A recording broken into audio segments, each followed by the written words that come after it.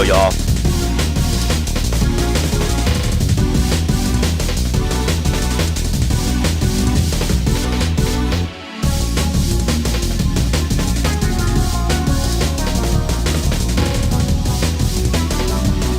Yeah, come on.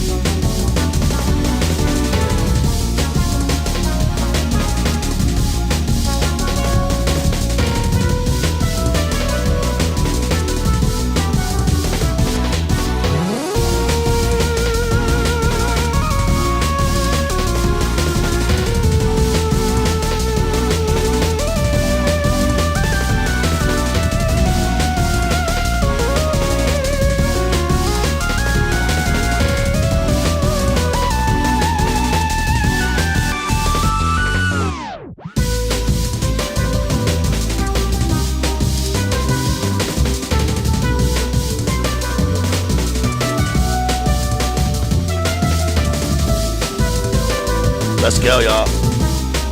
Smash that like. Welcome, special beings. This is Rooks G. That's our boy. Come on now. That's our boy.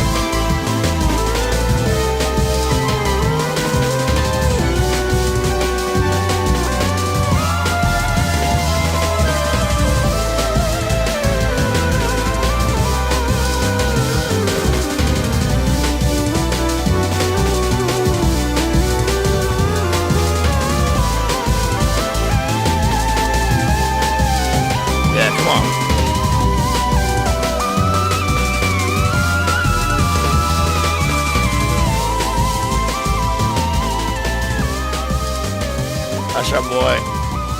That's Rooks G. Altered Self. What's up, y'all? Let's get it going here.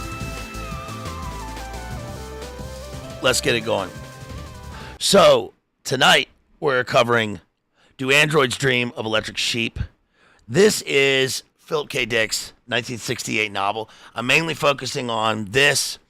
We're going to do references to Blade Runner and Blade Runner 2049, of course, because this is the source material for Blade Runner.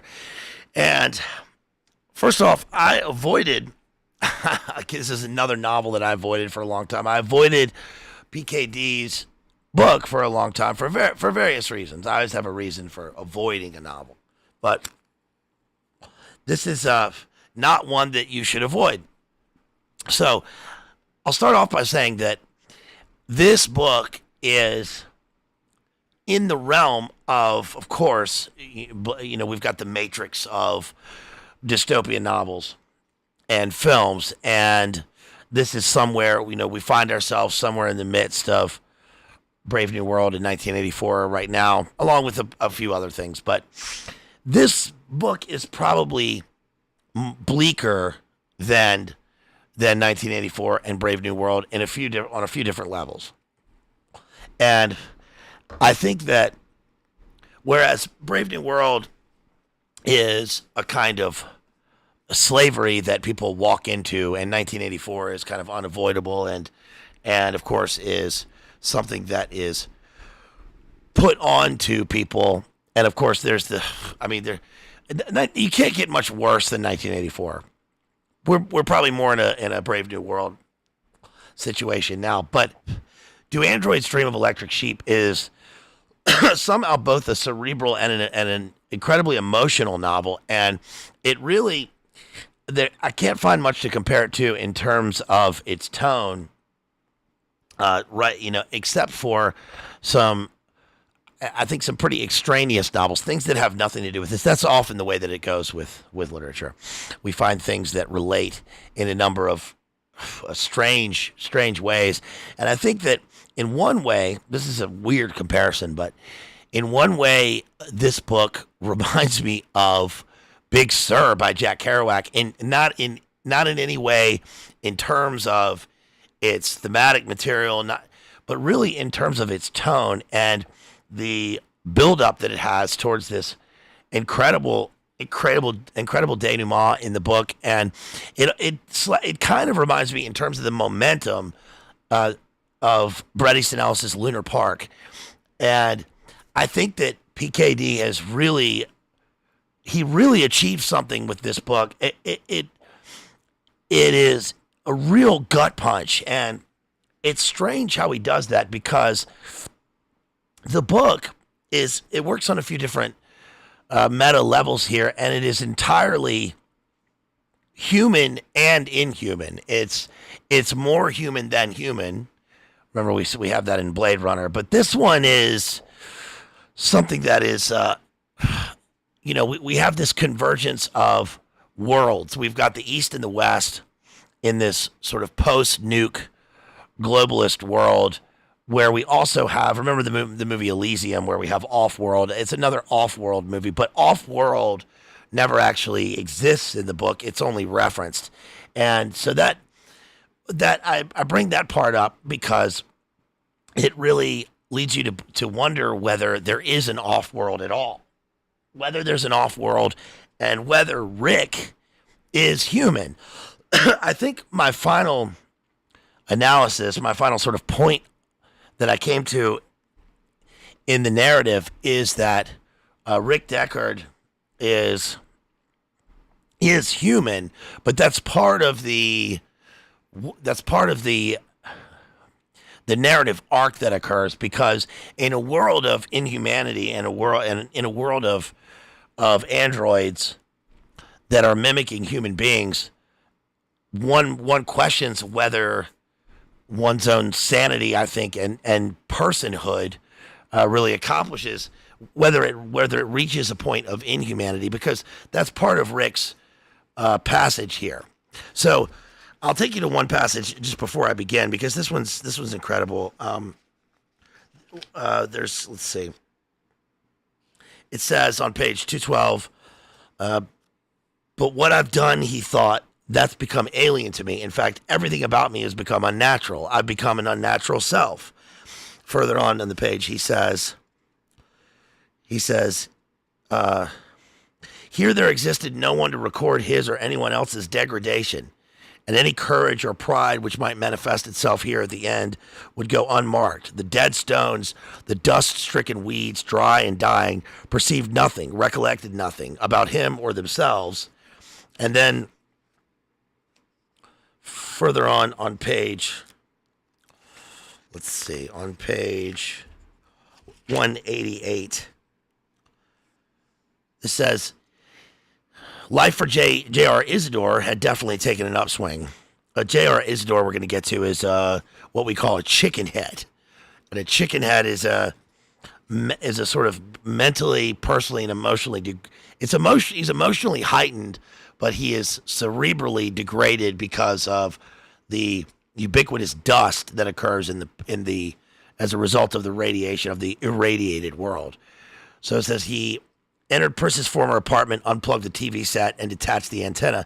The silence all at once penetrated. He felt his arms grow vague. In the absence of the baddies and Pris, he found himself fading out, becoming strangely like the inert television set which he had just unplugged. You have to be with other people, he thought, in order to live at all. I mean, before they came here, I could stand it, being alone in the building, but now it's changed. You can't go back, he thought. You can't go from people to non-people. In panic, he thought, I'm dependent on them. Thank God he stayed. And I think that the book is incredible because here's the most incredible part about the book to me in terms of the composition. Somehow, PKD as an author and the speaker that he establishes within the narrative manages to avoid all of the expository details that world build. And yet we are totally engulfed and immersed in this futuristic world where everything seems both foreign and reachable. So somehow this place is completely alien to us, and yet it is also apparent. Everything is sort of tangible, and it's an amazingly revelatory book. You always find details like this. First of all, Rick Deckard's wife is named Iran. And I think that, when we talk about globalist technocracy and tech dystopia and a kind of post-apocalyptic world where there is a new religion. There's a new religion in this, which is called Mercerism. And it's clearly a kind of, it comes off as a kind of AI religion that is a sort of Gnostic inversion of Christianity, where everyone, including what seems like people and non-people or androids, are both supposed to suffer with the Redeemer character, which is an inversion of Christianity. Instead of the Redeemer suffering for us, we have here people, we have this empathy box where the characters have to reach something outside. They have to reach people outside of themselves by feeling something within themselves outside of themselves. So in other words, everyone's sort of plugged into the Matrix or plugged into Skynet, and there's a complete lack of any kind of humanity in the book. And one of the crazy things about this is that is there any BLA merch? Oh, maybe a Do It Live shirt. That's funny. It's funny you say that, and it's funny that I've definitely, I got to give credit where credit's due. I mean, We Do It Live is obviously from Bill O'Reilly, and it's from the meme, but it's also from Jason Burmis. I mean, I took that from Jason Burmis, and shouts out to Jason Burmis because we used to talk with Jason Burmis on TNT. So shouts out to Burmis out there. I ought to reach out to him and talk to him again. But I give credit where credit's due. That's definitely from Burmis. But one of the crazy things about the book is that we have a world of people, but what makes people alienated in the world is the lack of animals or even any kind of natural or organic life. And PKD really hits on something here, and this is even the insectoid world. And it's really, really crazy how he does this. One of the most insane things in the book is that a lot of the book is focused on the value of animals. And there are no animals in the world. And this is why in Blade Runner, we have Roy Batty with the dove. We have the android owl that appears. The other characters always putting origami animals. In Blade Runner 2049, we have the kind of dream token talisman of the unicorn, because there are no animals. And in fact, remember in Blade Runner 2049, one of the things is the tree. That's one of the most striking things about that film, is that when Kay, played by Ryan Gosling, gets to Dave Bautista's house, Dave Bautista, he's supposed to what's called retire him, and Dave Bautista is playing, of course, another Andy or android, which is a replicant in Blade Runner. One of the things that kind of passes you by when you see the film, if you haven't read the book, I think, is the importance of the tree outside. Because in terms of a kind of Gnostic mythology watching it, we see this ends up being a kind of inverted tree of life, because in the tree of life, underneath in the roots, he has buried this suitcase full of bones, and the bones are going to lead on in the plot to various things within the plot. It's sort of irrelevant for this, but what we have is, instead of life, we have death, and the tree itself is dead. The tree is held up by cables, and of course Kay gets a 30-meter deep scan of the tree. But remember also when he finds when he's looking at the tree later, and Kay is doing a sort of forensic search of the property, and in the roots of the tree he finds a date etched into it, and of course he remembers this in his dreams, and this is the date etched on the bottom of the horse or of the unicorn that he finds in the factory. When he actually takes it to a Pawn Star, and the Pawn Star, I forgot in the film that the Pawn Star is played by the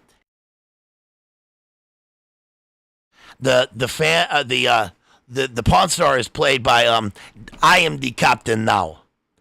I am the captain now. And he says, real wood, you're rich.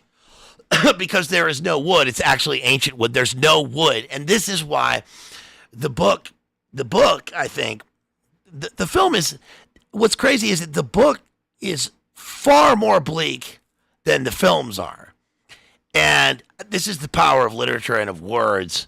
And I'll get to that in a little bit and how he accomplishes that in terms of his writing style. But it reminds me a lot of Cormac McCarthy's The Road, because the world has burned, and yet we don't really care, even with all of the stuff about animals and insect life. We don't really care about some sort of ecotourism or whatever. We see that everything is gone, even the people are gone. And the really frightening thing about the book is that one has to determine through this kind of what seems like ambiguity or ambivalence on the part of the speaker, who is a third person speaker, and I'm going to get to why that's important in the book. We sort of don't understand any value judgments as far as the world that we're presented with. It's like we're looking in on something from both the outside and the inside. Like we're watching a stream or some sort of movie presentation of a world through the words in the novel. And yet we're also inside it because we clearly understand all of the characters. But we are able to go anywhere. This takes on a totally different sort of modus operandi in the book. Because unlike most novels where we have a third-person omniscient narrator, in this book we have an omniscient third-person speaker, but it's not necessarily a God's eye view. It's a view from the point of view of the reader or someone on the outside looking at the various lives in a almost a simulated video game of what our own lives would become, and what they kind of are now, in a sense, is what PKD is saying. And one of the worst things I've ever read in a book happens in this. It's incredibly cruel, and it's really amazing how he does this. So we have a group of androids who are Roy Batty, his wife. We've got this sort of gang of escaped androids who have come from a work colony off-world and on Mars, and they've come to hide amongst the population. That's why there's a Blade Runner who is looking for them, played by Rick Deckard. Now, the question becomes whether Rick Deckard is actually doing the bidding of the technocratic corporation, the Rosens, later the Tyrell Corporation in the film, and whether he's actually assassinating human beings instead of androids. That was a question I asked in the novel, whether the whole sort of thing we understand about the Blade Runner and about his target list is actually sanctioned within, it's to sanction people. Remember, sanction is a kind of double word, a contronym. Sanction means both to put a punishment on someone. You can sanction their assassination. You can sanction their furtherance in the system. And he is here to what he calls retire various androids, and it seems at some point like he realizes that he might be doing basically wet works division on the last living humans. Now, I think that there's some ambiguity with this, and there are a few different ways to read it, but the horrible part in the book is that the animals play a major motif role within the narrative, and it's basically Rick's whole goal to buy he has a bunch of sheep and he wants to buy a horse, and eventually he ends up buying a goat, and it's a real goat, and it's the last one. It's like the last goat in the world. And there's a scene where the androids are kind of waiting for Rick Deckard, who's the Blade Runner. Blade Runners are feared. He's a bounty hunter, to come and sanction them or retire them. Well, as they're there, J.R. Isidore sees crawling in the corner a spider. And this is incredibly cruel, and it's really crazy how this happens. So he picks up the spider and he takes it to the androids, and the androids look at it, and their first notion is to cut the legs off of the spider. And it's this incredibly cruel moment where you realize that the littlest things, those that the creatures that creep and crawl, as part of the great creation of our created world, where spiders play an important role. They're creatures, and it's something that most people, you see a spider and you want to kill the spider, and you see one in your house, and it's, whatever there is about spiders and the arachnid. But this is the last spider. It's the last one. It's this tiny little creature, and it's the last one. And they cruelly cut the legs off, and they say, can he still walk with 4 legs? Can he still walk with 3 legs? And it goes on for pages and pages until finally Isidore basically loses his mind and takes it and tries to kill the spider, and finally the spider still lives, and it has this that is supposed to mimic both the will to live of humans, but also this sort of programmed will to do anything not to be cut off, not to have the power turned off, not to be cut off, like the legs are cut off on the androids.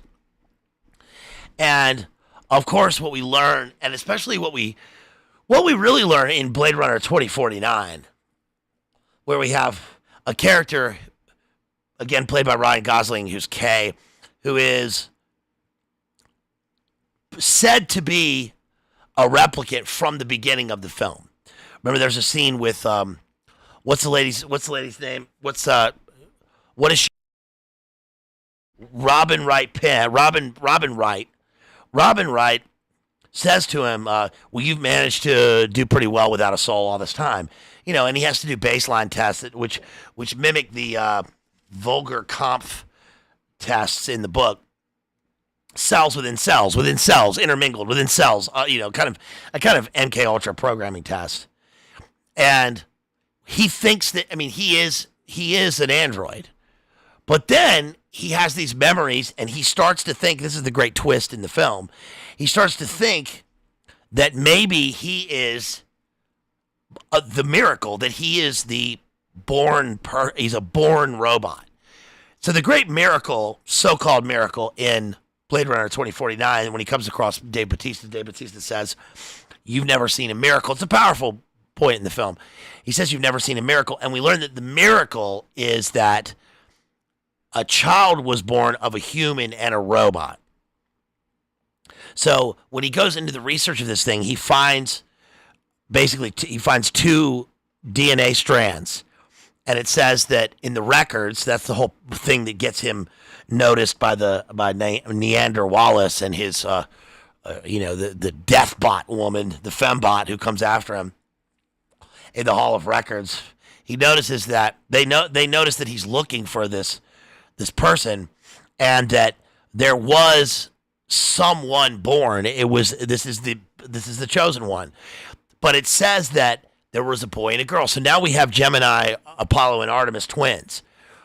So he thinks that because of his memories, because of his memory of being in this horrible Jeff Stein McEffery industrial deadscape run by this guy where everybody has to face down all the time. And by the way, the guy is Bill Sykes from Oliver Twist. He's clearly, he's got a Victorian coat on. He's clearly a Bill Sykes character. And he thinks that the memory is his, and this he has proven through a kind of what ends up being, this is very clever, his empirical evidence, because that's all he has, because he's a robot, that he thinks that he is the boy, that he's a real boy. He thinks he's a real boy. He thinks he's Pinocchio become real because he finds the horse, the wooden unicorn horse, in the grate underneath one of the big furnaces in the industrial plant. And then when he does further evidence, when he does further research, he finds evidence that actually the two DNA strands have been superimposed. You can't have two people with identical DNA. So it's actually just been mimicked. So there's actually only one person. So the great twist is that he finds that the doctor lady who lives in a Karunka isolated quarantine bubble filled with images in the metaverse is the memory maker. She's the memory maker. That she has this memory in order to make memories for androids because she's actually the daughter. She's the chosen one. She's the daughter. She's the great so-called miracle of the human and the android. So she's the daughter of Rick and Rachel from the first one. Now, Rachel is a lot different in the book. Rachel is pretty horrible because Rachel seems to, again, we have this question of what is human and what makes a person human. And when she takes the baseline test that Rick always gives people, this is in Blade Runner, and also in the novel. That's right. Jethro says it's in the eyes. It's in the eyes. It's actually in the left eye. So he gives this test, and in the book, the test, they show this in the film, but the speaker in the book really shows it in a much more illustrative way. It is shown through not your verbal responses, but your involuntary optical response, and by your timed response, and of course by your pulse, etc. But how it proves that a person is human or not is when you are given the test,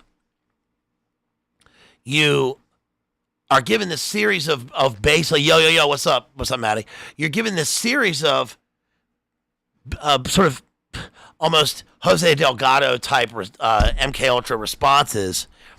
And when he gives the test to Rachel, Rachel does this very clever thing where she asks questions and interrupts the test in a very clever human-like way, where she seems to be outside of the purview of this, what they've said is a foolproof test. In fact, it's not foolproof in the book because they say there is a class of people that is resistant to the test, and this is pretty predictive, I think, for the times now, which is that the class of people that's resistant to the test would be schizos, and it actually would be spurgs. It would be your spurg and your schizoidal community that would be resistant to this because of the lack of neural empathy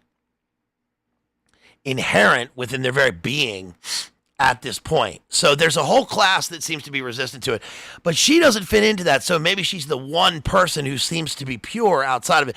But he tests her, and the way he tests her is when he's about to finish with the test, he says he has he's got a whole new, what does he say, wallet or briefcase or something like that, and it's made of BABYSKIN, and her response to that indicates that, of course, she's not human because androids don't have feelings. And now this is a lot different than Blade Runner. I'm kind of doing a compare and contrast here with all three works. But Blade Runner, the difference between Blade Runner and Do Androids Dream of Electric Sheep is that, first of all, Roy Batty is Roy Beatty in the book. Roy Batty is not only not unemotional, he's incredibly emotional in the movie Blade Runner. He's a a kind of poet warrior in the classic sense. He's a Colonel Kurtz character. Clearly, Blade Runner takes a lot from Apocalypse Now. I don't know. I'm sure people have said that before, but there's a lot in Blade Runner that is very Apocalypse Now, and that's because Roy Batty is a hunter-killer death bot who has escaped from the off-world colony and leading this pack of sort of Green Beret-like killers, and his purpose is to find Tyrell, and to extend his life, because he's only been given, Tyrell tells him, the brightest candles burn twice as fast. So he has more, the bar on his video game system has been, advanced in a number of ways. He has far more physical abilities. He's got far more seemingly empathetic abilities and more ability to understand situational awareness. And yet he has a far fewer life. So he's only been given 4 years. And the weird thing is that he gets killed in the PKD novel almost without incident, or without really sort of a verbal commentary on it in the end. It's almost like nothing, which fits in the book because these androids are nothing. They're not people. And yet what happens in the film is that he has this amazing monologue towards the end of the film, which is taken from Blake, and I'm going to get to that in a few minutes also, but he actually saves Rick. He doesn't seem to save him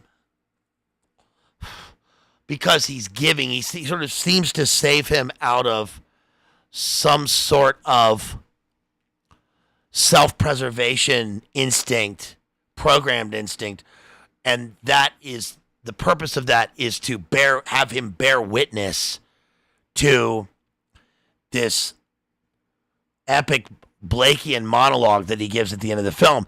In Blade Runner 2049, Kay actually becomes more human than human because he learns how to sacrifice his life.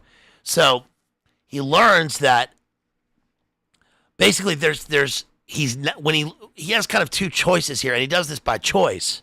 He makes a choice. He's not programmed to do this.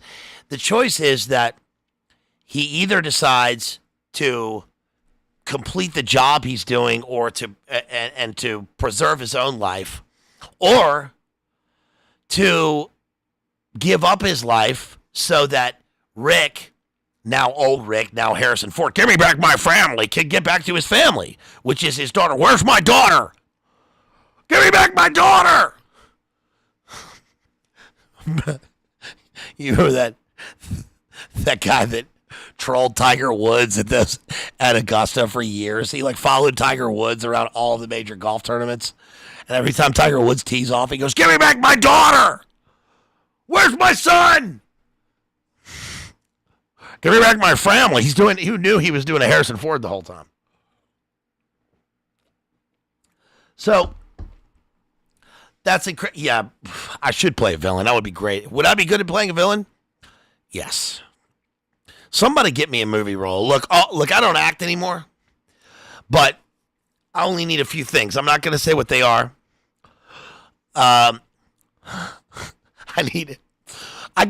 Okay. Give me a trailer, a script, maybe that I've written, and I need some wigs. Super fun to be an actor with a wig. All right, I need some wigs, and I need preparation time. You're not gonna get a villain. You're gonna get the character, and the character is going to be. Listen. Acting is not reacting. Acting is not listening. Acting is inhabiting. This isn't a method thing. It's not an occult thing. Yeah, Pablo. Yeah, it's gonna be I don't know. That's a whole other story. But listen, so in other words, K finds that what it means to be human is to give, to sacrifice oneself. And yet, do androids dream of electric sheep? That's right, wigs and cigs. That's all I need. I need some Red Bull. I need some cigs. I need some lean. I need a trailer. And I need the director telling me exactly what they fucking need in the role. Okay? No ambiguity here. But you have to let me inhabit the space. You have to let me explore, right? Because when I get on set, I'm a gorilla. It's my set. I stalk the stage. I stalk the space. This is my set. I'm the villain here. You don't understand. I'm evil. That's what Ye said when he was confronted. When they said, yeah, but what about all the stuff you said? And he said, you don't understand. I'm evil. Yeah, so Do Androids Dream of Electric Sheep is pretty amazing because it is actually much more of a metaphysical and spiritual novel than the films are. And this is one of the strengths of films, of books versus films. And I think that these things can kind of coexist equally because the movies are fantastic. They're obviously, these are cornerstone movies of really all cinema now, but also of the technocratic, transhumanist, dystopian future now. And yet they are completely different. Although Roy Batty in Blade Runner is much more of a spiritual character, he's an archon. He's a Gnostic archon.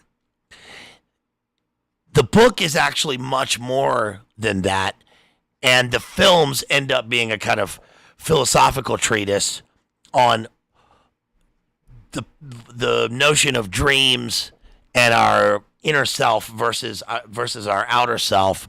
And the book ends up being much more of a kind of spiritual quest in the middle of this sort of massive deadscape. It is an incredibly bleak book. So I want to take you through a couple of things that happen in the book because really it becomes a juggernaut. I mean, honestly, when the book begins, my annotation here, it says the book begins with settings. Quote, people argue over tech settings.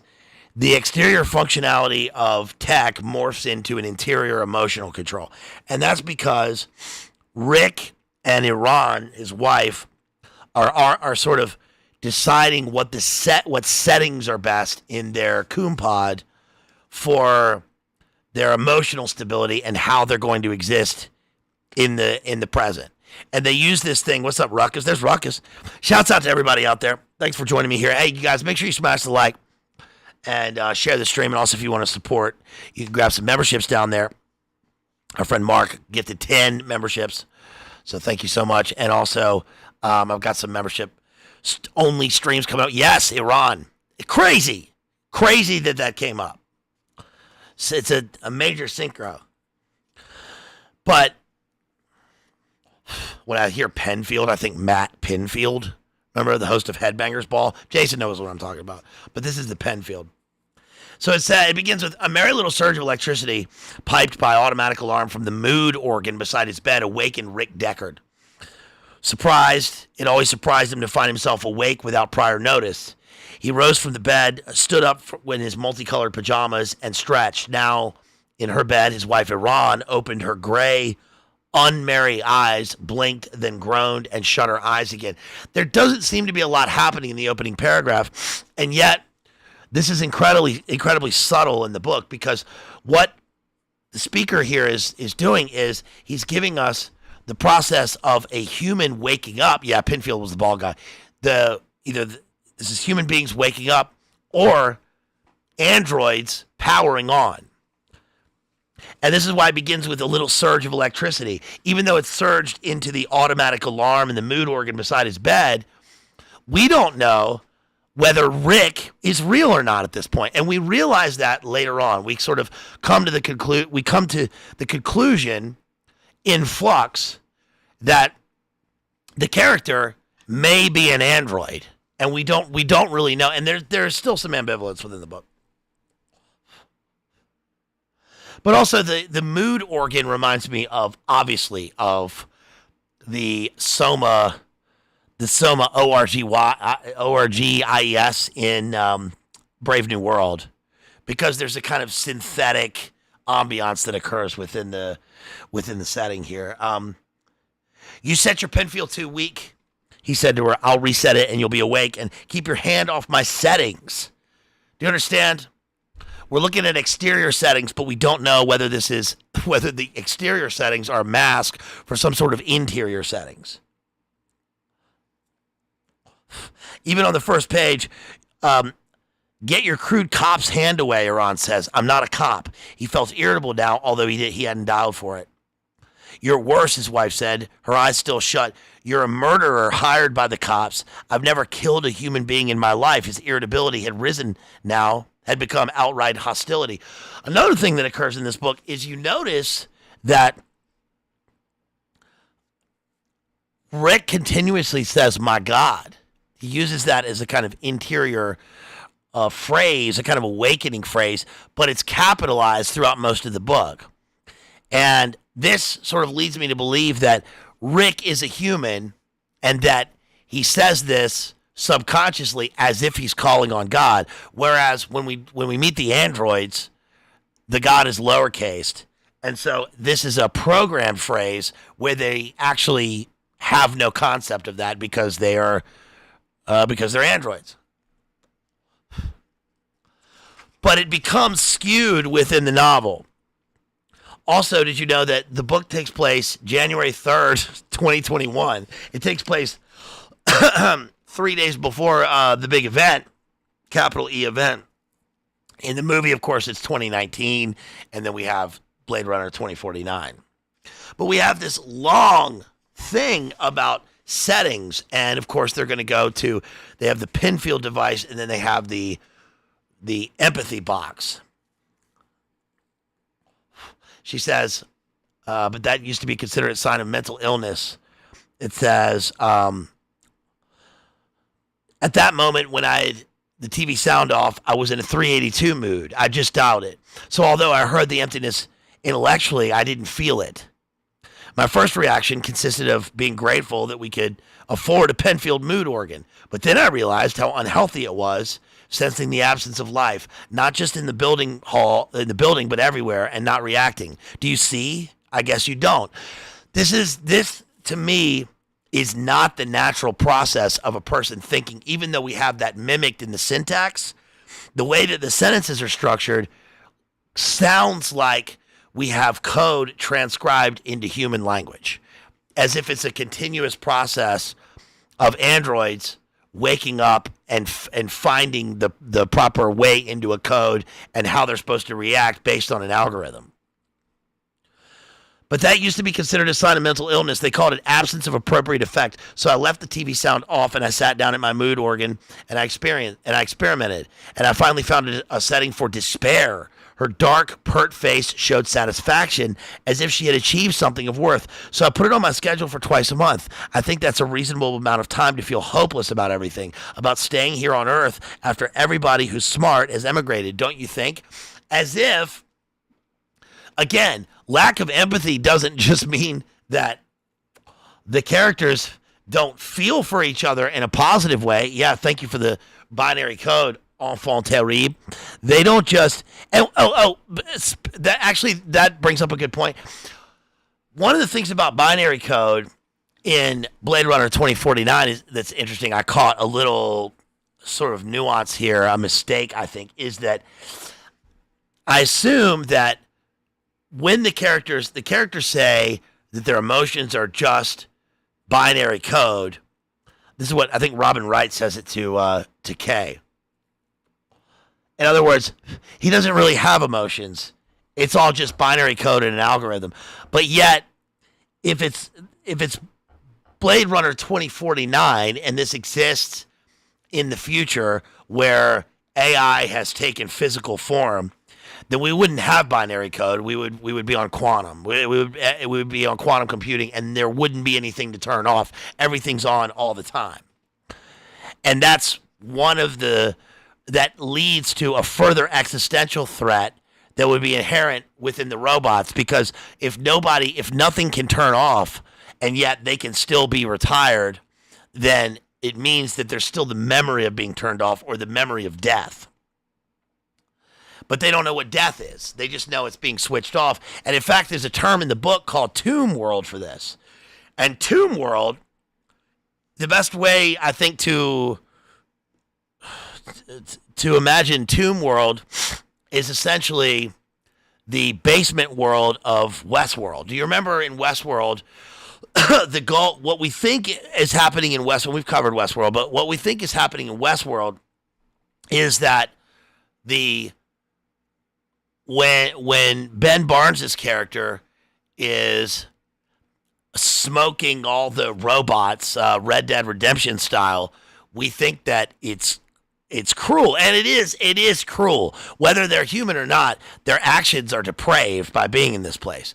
But he continuously tells the future man in black that they're not real, and he's got a point. These things aren't real. They're not people. You need to differentiate. But his way of differentiating between them is not through love or through some sort of a Christian charity in the world. It's being in the place in the first place and understanding that no, we have control over life and death, and there are non-beings, which is a pretty nuanced way of looking at it. And we learn the big twist in Westworld is that it's not that the robots are waking up as humans. That is one interpretation within the script. They kind of went askew there. I think that's probably why they took it down. That's why Westworld, you can't find it anywhere anymore. It's all been taken down. It was taken off HBO. But it's actually that the place is a data mining facility for the elites, and that's why we have Delios in his fishbowl, where he is being implanted with memories and being implanted with his basically his pine gland, so that he can inhabit a new body. It's just like Get Out as well. So in other words, they are headed for digital transcendence at the end of, I think that's season 2. Is that season 2? Where they run through Yakin and Boaz into the great unknown. They're crossing over to the other side. And the other side is going to be a world where the human and the robot have completely melded and live forever in this sort of so-called digital paradise. It's sort of the same thing that happens in Devs as well, because in Devs by Alex Garland, Devs is actually Deus. He's playing a kind of, again, a demiurge character who is a false creator god trying to use quantum computing to make a world in a simulated multiverse where his daughter can still exist and he'll live forever with her. So one of the things that we learn in Blade Runner 2049, which I think is very well done, this is really well done, is that the daughter character, when she's questioned by Kay, when she's in her Quarantinqua Coom pod, highly predictive of Karanka, by the way. I forgot how predictive the movie is of that. Because of where she lives on the other side of the barrier. He can't go. We see at the end of the film, Rick Deckard wants to go visit his daughter, and we assume that he's going to meet with her, but yet there's glass in between. So this is, again, through the looking glass. He has to go through the looking glass to meet with her. And yet they are separated by this transparent curtain put up because of Quarantinqua and Karanka from 5 years ago. And also, wherever they go, basically the air the air is impure, and Rick has to go everywhere with his face mask on. So it's the same. It's of course through the looking glass. And whenever we have structures, this is one of the big things in in the book. Whenever we have structures, we have to determine whether this is supposed to go, we're supposed to be looking into the character's psyche or outside of themselves and determining a worldview. And sometimes we go out to go in. Yeah, I hate artificial immortality, singularity stuff.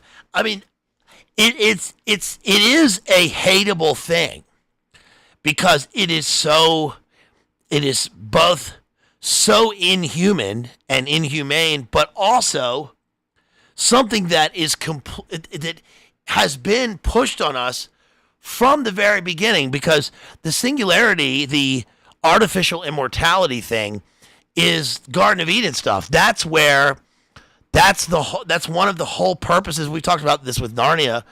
That's one of the whole purposes of the serpent's promise or the serpent's temptation to Adam and Eve. You can be immortal, but there's no concept of immortality. They already are, but yet they take it, and that sort of keeps being mimicked throughout literature because it's archetypal. But it is something that's hateable. The fallen world is continuously masked as something to be attained, as if the fallen world is some sort of heaven or Eden, and it's not. Heaven is heaven. Heaven will become the new earth, or the new heaven and the new earth. And yet, Ray Coombswell still waiting for the singularity. One of the things in this is that's crazy is that the question is whether the singularity has actually happened, or they are still looking for it. And that's one of the points of the novel, especially with the spider scene, is that no matter what, creation just doesn't involve just the people in the world. It's the whole thing. So it's amazing that just being a human character in the middle of an earth isn't enough. It's actually all of the things that God has made, which are all the creatures and all the animals and all of beauty. And so at the end of the book, when Rick ends up going into the literal wasteland, literal and figurative wasteland, which highly mimics T.S. Eliot's Wasteland and also Book of Daniel. He goes into there are parts of Daniel in it. He goes into the wasteland and he finds this toad, and he cherishes it because his goat has been pushed off the roof by Rachel. This is why the movie's different from the book, because Rachel, back home, he learned, has found Rick's goat and pushed it off the roof, just like the androids found the spider, and the first thing they could think to do was torture it and kill it because they're not human. But it shows how Rick, by questioning his own humanity and who he is, finally finds this redemption where he realizes that he is human, and that when he finds this toad, which is a kind of symbol of rebirth here,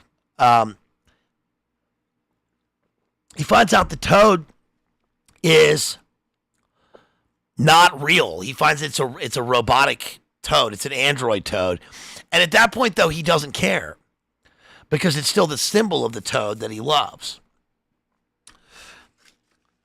Emigrate or Degenerate is the big ad campaign that sort of floats through the book. Mercerism is the new sort of pseudo-religion. It's a Gnostic religion in Do Androids Dream of Electric Sheep? He says on page 10 here, for you to have two horses and me none, that violates the whole basic theological and moral structure of Mercerism. You have your sheep. Hell, you can follow the ascent, capital A, ascent, in your individual life. And when you grasp the two handles of empathy, the empathy box has two handles on it, kind of like an auditing system in Scientology. You approach honorably. Now, if you didn't have that old sheep there, I'd see some logic in your position. Sure, if I have two animals and you didn't have any, I'd be helping deprive you of true fusion with Mercer. But every family in this building, let's see, around 50, one to every 3 apartments, as I compute it, every one of us has an animal of some sort. Graveson has the chicken over there. He gestured north. Oakes and his wife have that big red dog that barks in the night.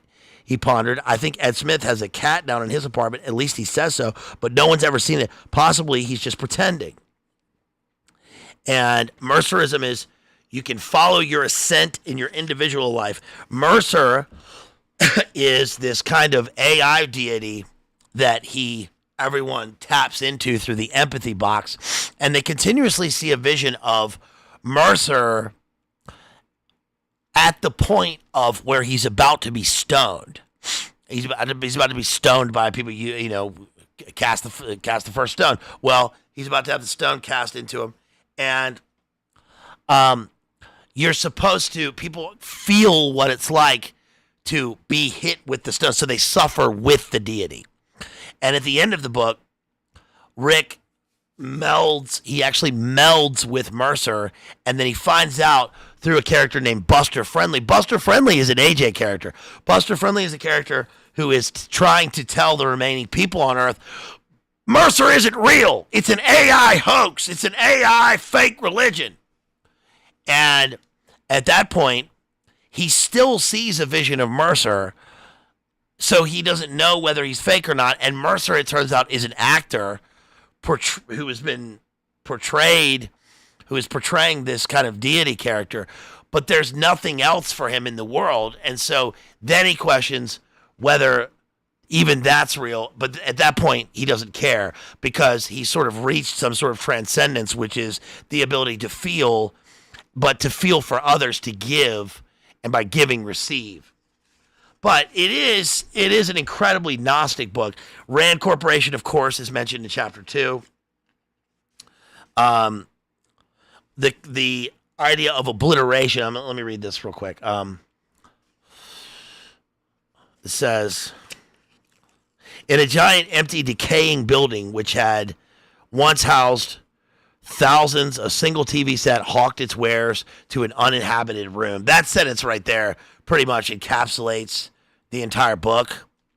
And this is advertising deadscape technocracy world where this idea of something called Kipple has overtaken the entire world. Kipple is basically, I think of Tristan talking about kibble, but Kipple is the kind of junk that continues to decay in the world after the human beings have moved to the off-world. Think of the movie Elysium or think of Wall-E. And that seems to be a kind of hidden archetype that we're going to see at some point in the future of junk, that there's just too much junk, and that the junk never really decays. We talked about this. I think the best example of how to understand this would be Don DeLeo's Underworld. Remember we discussed that, and remember that book is about, among other things, the driving narrative is a nuclear waste broker. So the nuclear waste becomes a kind of economy on its own, and countries will buy the nuclear waste just to house it because it'll pay for their entire GDP, and then that will also get blown up by further further nukes that leads to kind of a ubiquitous nuke world. So it just is more postmodernism junked up on top of itself, and that it never really goes away. And I think this American Pickers Paradise, that's true, dude. Hey, R.I.P. American Pickers, because one of those fellas passed away a couple years ago. I used to love American Pickers. Speaking of American Pickers, we just got back from our vacation. This has a point. This isn't just a segue. We just got back from our vacation, and I was up in the Finger Lakes, up in New York, upstate New York. And I realized something I think, pretty incredible when I was up there, and it has to do with the kind of opposite of junk world. In junk world, in Wall-E, nothing ever dissipates. It never degrades fully. It's just continuous junk. The world is completely just junked up and junked up. And part of that is this cybernetic organism that occurs in the Singularity and in Blade Runner, where nothing can ever fully degrade, and yet the inner lives of people are degraded, and humanity sort of dies away. Well, when I was up in the Finger Lakes, it is wine country. There's the Hunter By Seneca wine trail, which is where Lucifer Falls is and all that. We weren't there. We were not at that lake. When we got there, first of all, when we were driving up, this is the second time in upstate New York in the past couple months, and when I'm driving up, I continuously notice, first of all, I have an American pickers mindset, and we take a kind of scenic route up there, and I look at all of these places, and I continuously think, like, gosh, this would be where the American pickers would love to go. It's just so stupid, but when we got up there, we went out, we got there, and I walked out onto the dock. I'm standing there looking at this lake, and the whole lake is laid out in front of me. The backyard goes right up to the lake. You go out onto this dock, and I'm looking out on this placid lake. It's not Lake Placid, but on a placid lake. And the weather's cool. It's like 20 degrees cooler than it is here. There was very little humidity. There's almost no mosquitoes or anything. It's so much different than down south. And it's developed all the way around the lake, all these houses, and yet all the people that we met the entire time, and all the people that were there, were nice looking people. They were sweet. They were kind. They were very normal people. There was no television the whole time. It was all just, we went to a bookstore. It was all reading, and we took cold plunge. No, I didn't say that. You didn't say that. I said it. It was cold plunges in the lake, in the 50-degree lake, and then we would get in the pool, and then we get in the hot tub, they get in the pool again, and then go swimming. And it was very beautiful. But what I realized was that when I was looking at the lake looks and smells and feels glacial. And I was thinking about the flood, and how when the flood happened, and New York is, when the flood happened, and if New York is covered in 60 miles or whatever of ice, because then we have the ice age, and then when the ice age melts, we have waters, and then the glaciers carve through New York and create the Great Lakes. So God creates the Great Lakes. You're looking at it, and it was so profound to me. It was literally profound. There's this part of Earth where the Earth has just been scooped out, and a glacier just blocked into this place. And you can see it when you go on a boat ride. You can see exposed rocks, and you can see the sort of paths of these glaciers. And what it meant to me was that I realized that the water in the glacier, the water in the lake is the same glacier water, and that God made the water, and that there's no more, we can't make it. The water is there, and it's the same water. Now it goes through a process, and it evaporates and rains down again and all that, but it's the same water. And I thought, what a miracle we live in. What a series of creative miracles, that creation happens infinitely, and that it's a miracle that we have this, because we can't, everything, that's the thermodynamics.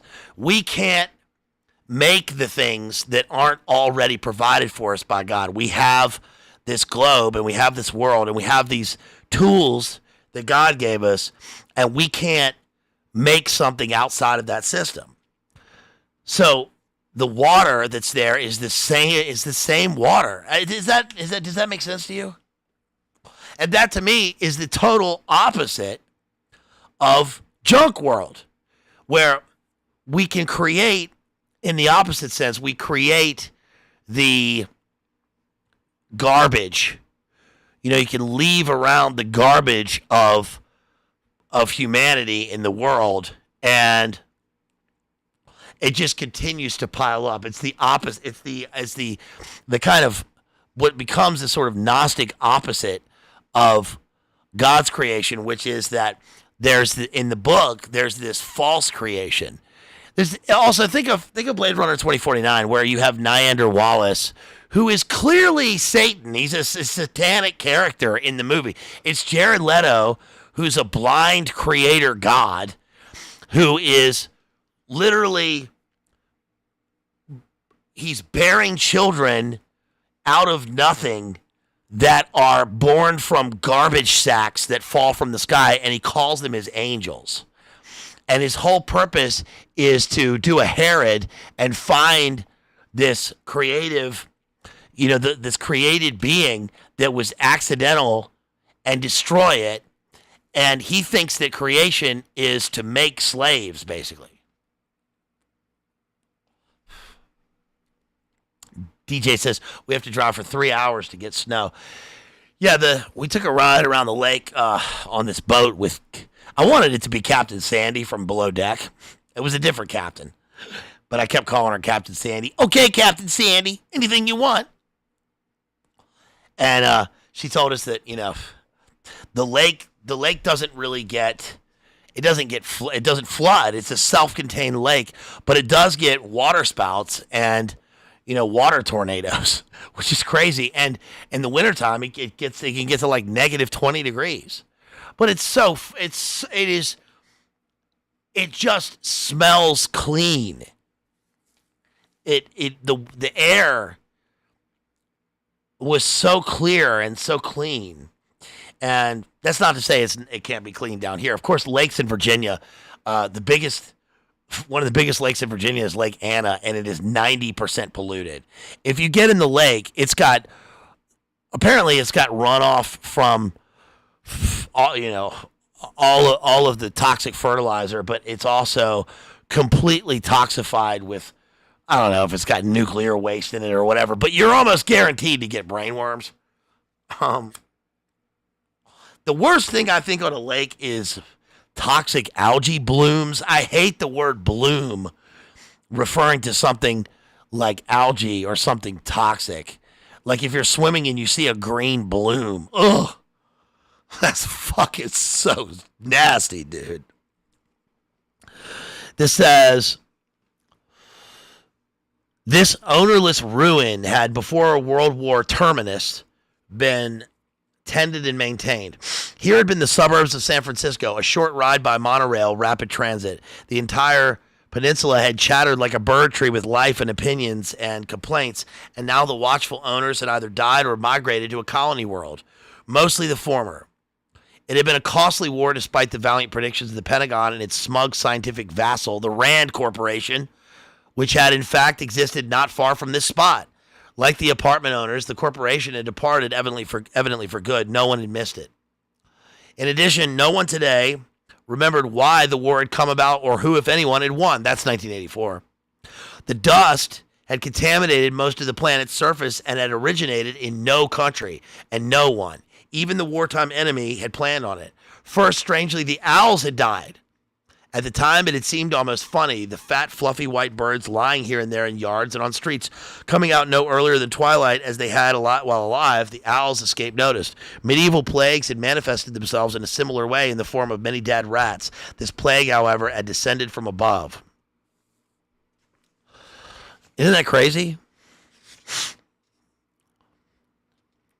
A meager colonization program had been underway before the war, but now that the sun had ceased to shine on Earth, the colonization entered an entirely new phase. In connection with this, a weapon of war, the synthetic freedom fighter, had been modified, able to function in an alien world. The humanoid robot, strictly speaking the organic android, had become the mobile donkey engine of the colonization program. Under UN law, each emigrant automatically received possession of an android subtype of his choice, and by 2019, the variety of subtypes passed all understanding in the manner of American automobiles in the 1960s. So in other words, it's saying that with the automobile, which is crazy, is that, when you think about technology, when you think about Alex Karp and Elon Musk and all these characters, I think that one thing is that, yes, they continuously talk about off-world and Mars, and who knows whether Elon actually intends for us to go to Mars. I assume that I sort of was at a point where that was all fake. We were not going to go to Mars. And who wants to fucking go there anyway? Now, I could go. I've talked to them about that before. I've talked about how The Martian with Dad Damon is one of my favorite movies because it's so cozy. It's like any movie, and I get it, it's dumb, but any movie where we have we covered that movie Moon, and I could do that. I could do that. I'm perfectly content with being alone on a space pod going to Mars. Look, man, he goes to Mars and they give him Vicodin, a car. The music is stupid. The music choice in the movie is very stupid. And they give him a little colony, and he's driving around and whatever. I think it's... Hey, what are you going to do? What are you going to do? Hey, there's a flip side to that coin. What if you do got me boxed in? Because I will not hesitate. Not for a moment. If it's between you and some guy whose wife you're going to turn into a widow, then, brother, you are going down. There's a flip side to that coin. There's a flip side to that coin. But what these guys want is, the technocratic off-world, which is essentially the Depop agenda, right? Replaced with this neo-Gnostic New Eden. And that leads me to question in the book whether off-world even exists or not. It's not just because it's alluded to and we never go there. I know PKD goes there and other things, I know Total Recall, etc. But whether that's even real or not, and really to the people on Earth, it's not real. It's a faraway place that is not heavenly. It's not a great escape. It's not some resort world where the people go. It's none of those things. It's just a thing that everyone's forgotten in a sunless world of garbage where the dust rules in an obliterated landscape. So whether it exists or not becomes sort of irrelevant in the book. And what I think is that with technology is that first of all, I'm increasingly suspect and annoyed at the shameless push for the worship of AI and GPT. I think that it's very strange. I don't think that it's kind of like, it's like what Sam Hyde says about the Boston Dynamics robot. I think that the product is the video. I think that the product is the myth about the thing, because even if it's intentional that we're continuously given technology and that it breaks down or it shorts or it buffers at the time when we need it most, even if that is intentional, it's still a flaw in the system of convenience. So in other words, it's great that you have the McDonald's app on your phone, but then you go to McDonald's and the fucking thing needs an update and you can't get a signal and then it's buffering. You go to the grocery store and you do self-checkout because it's supposed to make it easier for you and quicker, and you don't have to wait in line behind Cookie Monster pajamas. But the scanner breaks, and you still have to wait for the boomer to come and to unlock the thing. Not to mention the fact that now you are in the service economy and you are the server. You're the server and the serviced. So I think that as far as all this goes, it's like there hasn't been really a great leap forward in the technology. We're continuously told that technology is exponential and it just builds upon itself. And I'm sure that can happen, and it has happened at points. Exactly. No SIGs at self-checkout. Why am I even going to fucking go there anyway? Excuse my language. It's a family show. It's not. It's not a family show. But the affiliates will not be happy. But, man, I don't know. I don't know. I just think that this is just it's just another replacement for humanity. It's just another attempted replacement for Christianity in some way. I'm not to say technology is bad. It's not. But it just seems that the worship of AI and GPT is just out of control. It has all the human knowledge anybody could ever want, and it's building. But it can't fucking do anything. It can do some things. It can help with research. It helps if you have discernment. You know that GPT calls this audience, you guys, a thoughtful, real audience full of real people with discernment. So. Check it out. Look it up. It's true. And I think that's great. That's taken from code and taken from, Google and taken from YouTube. And that's great. And it can help with research and stuff. But it's not going to replace your education. It'll replace an education system. But it won't replace your education or what it means to be human. It's just not. And... the leap forward with the iPhone, for example, the iPhone was a great leap forward in terms of communication, but it also is decommunicating. We all know that.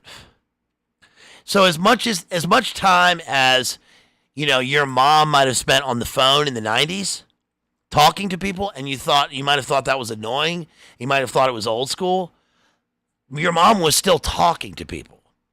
And as great as it was at the very beginning when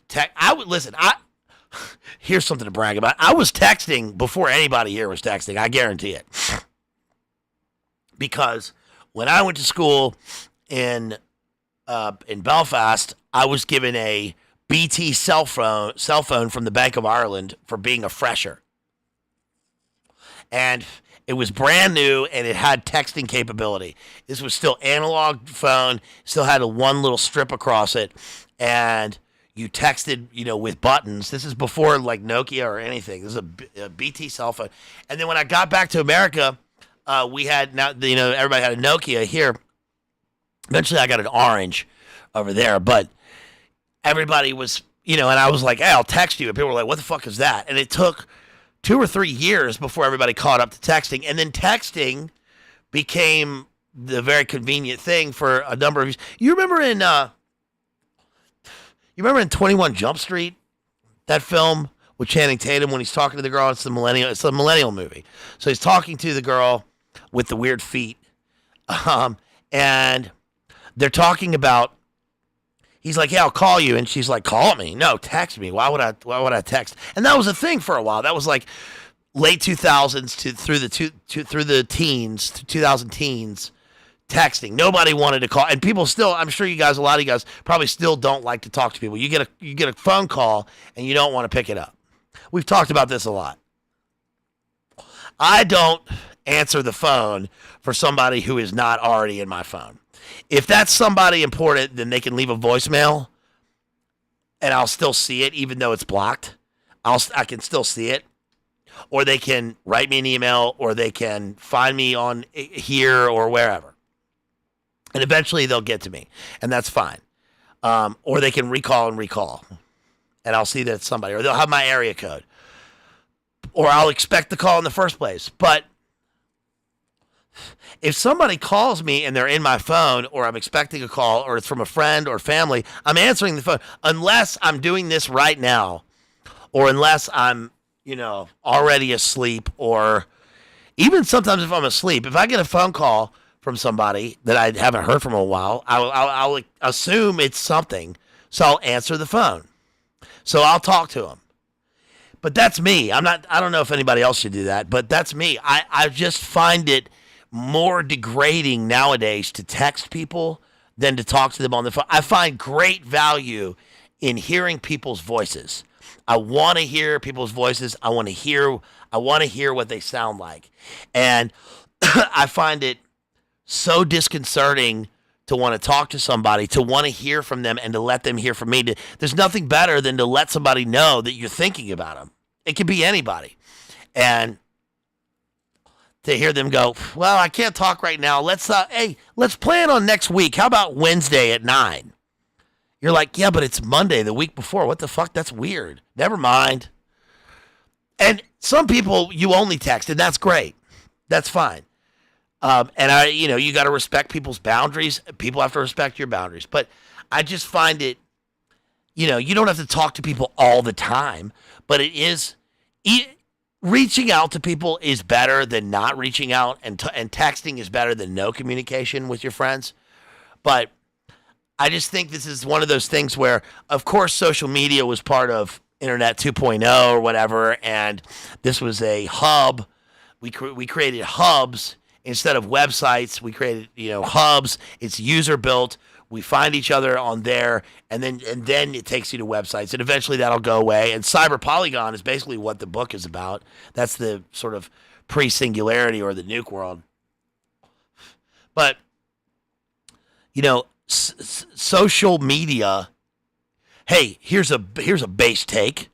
Social media is anti-social, just like the lamestream media. No, it is though. We know it is. And that's not to say that like Instagram chats don't bring us together, because they do. And that's great. And I value that. But in a larger grand scale with everybody else, for us, I'm saying this is probably different. But for people out there on a grand scale, out in the world, everywhere, all at once, it is obviously antisocial. It used to be that you couldn't reach a person unless they were there at their phone at home for them to answer. And then it became, no, everybody's available all the time. And now it became, no one is available anytime. And that's great for boundaries if you choose that purposefully, or, you have an understanding with friends or whatever, especially as you get older. But it also can become dehumanizing when there's no communication. And we all know that, because no communication has filtered into the way that people communicate or don't communicate, even at work or even in their most personal relationships. It can be like that. You have to, if you want something done, if you want somebody to do something, like if you're at work and you expect someone to do something, you have to set your expectations verbally. You have to do that, whether in writing or in an auditory fashion. You have to do that. We're not androids where we're plugged into something and we're supposed to understand it before we do that. We have to live that way. That's what makes us human.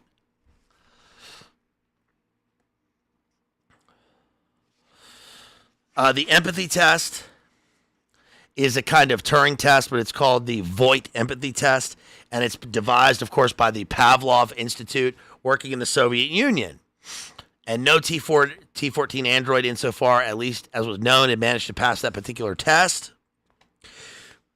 One thing about Rick is in the book is that he refuses to take the test because he says he passed it before. It's an IQ empathy test, and he says that he's already passed it. Well, that leads to a kind of, do we have an unreliable character in the book where is he even unreliable unto himself when he starts to question whether he is human or not?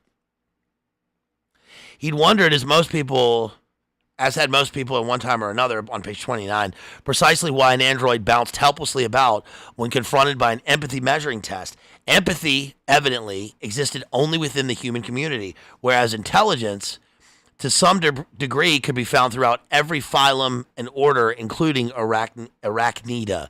So, of course, we have the foreshadowing of the later spider, which is interesting in the book. For one thing, the empathetic faculty probably required an unimpaired group instinct. A solitary organism, such as a spider, would have no use for it, which is interesting because that's played on later in the book when the people have no empathy for the spider. It would make him conscious of the desire to live on the part of his prey. Hence, all predators, even highly developed mammals such as cats, would starve. Empathy, he once had decided, must be limited to herbivores or anyhow carnivores who could depart from a meat diet, because ultimately the empathic gift blurred the boundaries between hunter and victim, between the successful and the defeated. As in fusion with Mercer, everyone ascended together, or when the cycle had come to an end, fell together into the trough of the tomb world. Oddly, it resembled a sort of biological insurance, but double-edged. As long as some creature experienced joy, then the condition for all other creatures included a fragment of joy. We're going to cover C.S. Lewis's Surprised by Joy later on.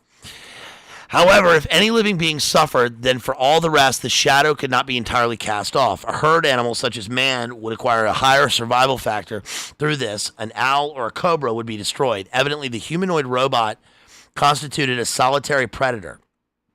Rick liked to think of them that way. It made his job palatable. In retiring, i.e. killing an android, he did not violate the rule of life laid down by Mercer. You shall kill only the killers. Mercer had told him the year empathy boxes first appeared on Earth. And in Mercerism, as it evolved into a full theology, the concept of the capital K killers had grown insidiously. In Mercerism, an absolute evil plucked at the threadbare cloak of the tottering, ascending old man, but it was never clear who or what this evil presence was. A Mercerite sensed evil without understanding it. Put another way, a Mercerite was free to locate the nebulous presence of the killers wherever he saw it. For Rick Deckard, an escaped humanoid robot which had killed its master, which had been equipped with an intelligence greater than that of many human beings, which had no regard for animals, which possessed no ability to feel empathic joy for another life form's success or grief at its defeat, that for him epitomized the killers. Kipple. Let's go to Kipple. We also have the mechanics of the empathy test. I'm going to skip that part. We also have the fact that the public isn't told that androids or Sims exist for their safety. Here's another thing, for our safety, right? They're looking out for our safety. Kipple is useless junk. Is useless objects like junk mail or match folders after you use the last match or gum wrappers or yesterday's homeopape. When nobody's around, Kipple reproduces itself. For instance, if you go to bed leaving any Kipple around your apartment, when you wake up the next morning, there's twice as much of it. It always gets more and more. There's the first law of Kipple. He said Kipple drives out non-Kipple, like Gresham's law about bad money. And in these apartments, there's been nobody there to fight the Kipple. So it's taken over completely, the girl finished. She nodded. Now I understand. That's junk world. The empathy box. Here's the empathy box. It's an extension of your body. It's the way you touch other humans. It's the way you stop being alone, but you know that. Everybody knows that. Mercer even lets people like me. He broke off, but too late. This is page 62 of the book. He broke off too late. But too late, he had already told her. He could see by her face, by the flicker of sudden aversion, that she knew. I almost passed the IQ test, he said, in a low, shaky voice. I'm not very special, only moderately. Not like some, you see, but that's what Mercer doesn't care about. As far as I'm concerned, you can count that as a major objection to Mercerism. His voice was clean and neutral. She intended only to state a fact, he realized. The factor of her attitude toward chicken heads. Chicken heads, again, I already explained chicken heads. Mercer, he reflected, isn't a human being. He evidently is an archetypal entity from the stars, superimposed on our culture by a cosmic template. So he's an Antichrist figure. He's an archon. He's not. This is not Christianity. This is a sort of Gnostic Redeemer AI religion. If he's not human, if he's not fully God and fully human, then he's not then he's not. This is just a Gnostic archon superimposed through the ubiquitous dust and technology implanted into your brain and your emotions through an empathy box in which you have to tap into on the outside to feel something on the inside.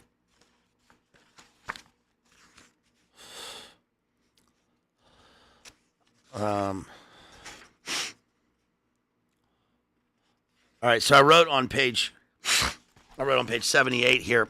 Many books spend their plots explaining the circumstances, exposition. This book manages to avoid that because things are in flux and the changes drive the plot. In other words, what I just read could sound like exposition. You know, it's for the reader. You get into it. You're learning about the world, your world building. But it's actually not that.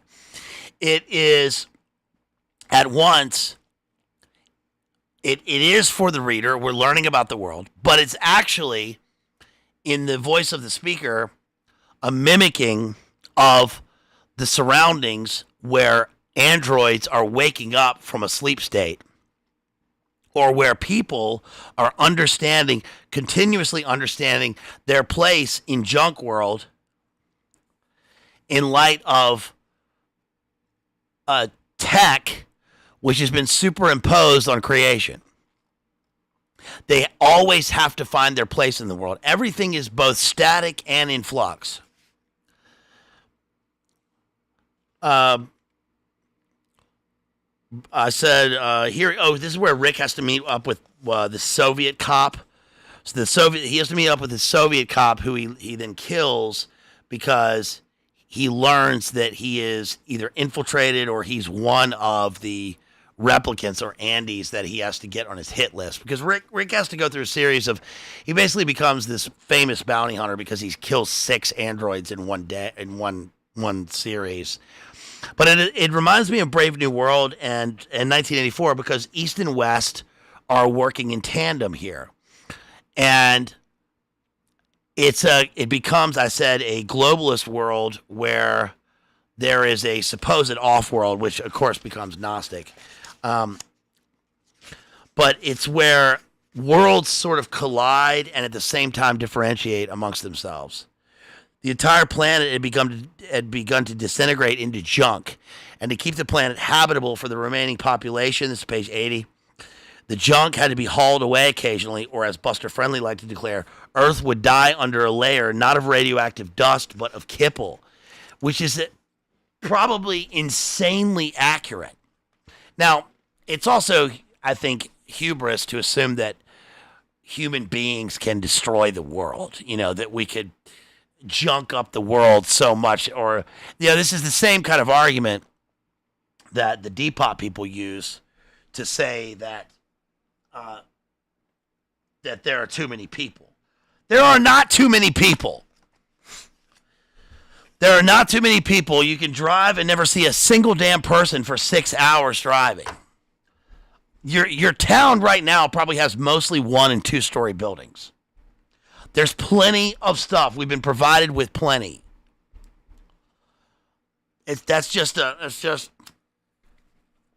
I think it's satanic to think that there are too many people and then we need to get rid, that people need to be gotten rid of like that. It's part of the premise of this book. Let's see. He discusses entropy on page 91. He actually goes to an opera and he experiences beauty. He watches Mozart's Magic Flute. Covered Mozart with Amadeus, with DPH, David Patrick Harry. Shouts out to David Patrick Harry. By the way, if you want to support, please do so through the links provided. Shouts out. We got 56 people in chat right now. Thank you guys very much. Really appreciate you. If you want to support, you can do that through the links provided.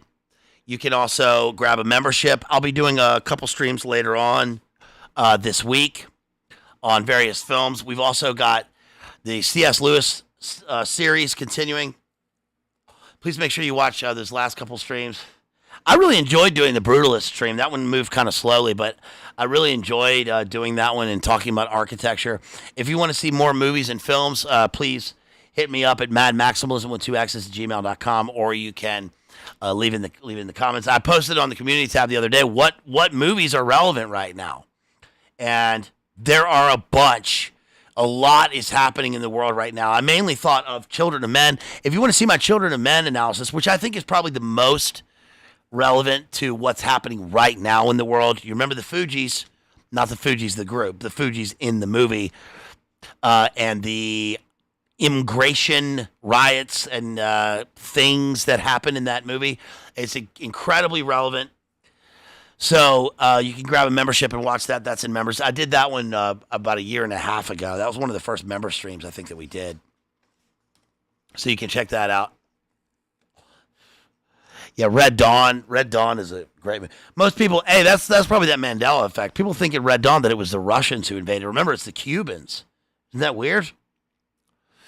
So there are a bunch that are relevant right now. I'm probably going to rewatch Syriana with George Clooney. He won the Best Supporting Actor for that, and check that one out, because that also, remember that it takes place in Tehran at the very beginning of the movie. So there's a bunch that are relevant right now. The past is prologue. We've seen all these kinds of things happening before. And by the way, Jay did a stream on that. He's been doing a series of streams on the current conflict. So I would check those out for discernment to be able to understand those things. I'm sure everybody here already has. The Forever War book series is highly predictive from the 70s.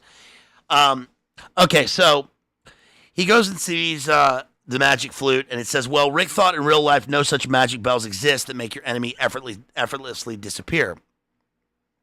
Too bad, and Mozart, not long after writing the flute, died. He'd been buried in an unmarked pauper's grave. Entropy, it says, thinking of this, he wondered if Mozart had added the intention that the future did not exist, that he had already used up his little time. Maybe I have too, Rick thought as he watched the rehearsal move along. This is the play within the play. We have the play within the play, which functions just like in Hamlet with the mousetrap as a kind of visualization for the inner state of the character and his future. The rehearsal will end, the performance will end, the singers will die, eventually the last score of the music will be destroyed in one way or another. Finally, the name Mozart will vanish and the dust will have won. If not on this planet, then another. We can evade it a while, as the Andes can evade me and exist a finite stretch longer. But I get them, or some other bounty hunter gets them. In a way, he realized I'm part of the form-destroying process of entropy. The Rosen Association creates and I unmake. Or anyhow, so it must seem to them. Here he is wondering, which comes off with the veneer of a kind of existential wondering about his future and whether it has any purpose. But it's actually a pretty profound metaphysical statement on the nature of his life and whether he's real or not and what his purpose is. As I've said before, all books are really about two things. All art is about two things. God and human beings. Who are we? What are we doing here? And what are we supposed to do while we're here? Every work of art deals with this. What's our purpose?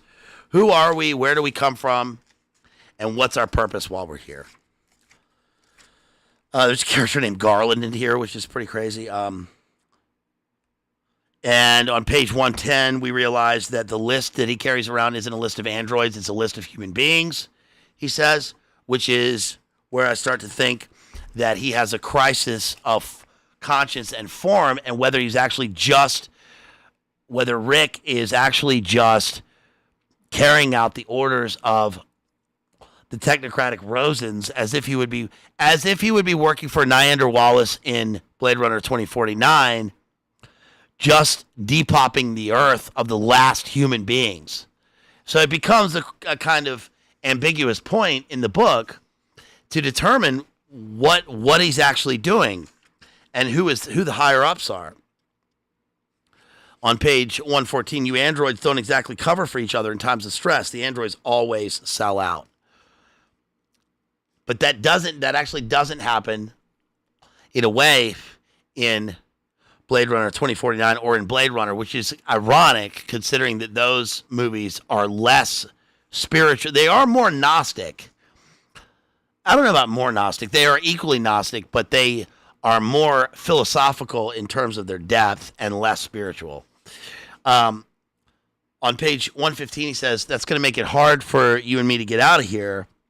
It certainly is remarkable the psionic ability you develop in this business. I knew before I opened the office door that he would take a shot at me. Frankly, I'm surprised he didn't kill you while I was upstairs. Because Rick goes through this thing where he goes to arrest what would be the Daryl Hannah character in the film, who's an opera singer, but she's an AI bot. And she seems to mimic all of the things that would make something beautiful in creating art, but it's still mimicry. It's simulacra. And so he gets taken in by a kind of police force within the police force, even though he's in a different circle within circle. And so then he meets another cop, and then he determines that that all the cops in the place are androids. And he escapes, and he realizes that one of the cops is one of the last human beings, and then he has to figure out whether he himself is an android. But it's the guy's selflessness and his self-sacrifice that leads him to understand humanity. He also goes to an art museum and he sees the Edvard Munch painting The Scream, which is interesting because he says an atmosphere of love, because he says, hold on.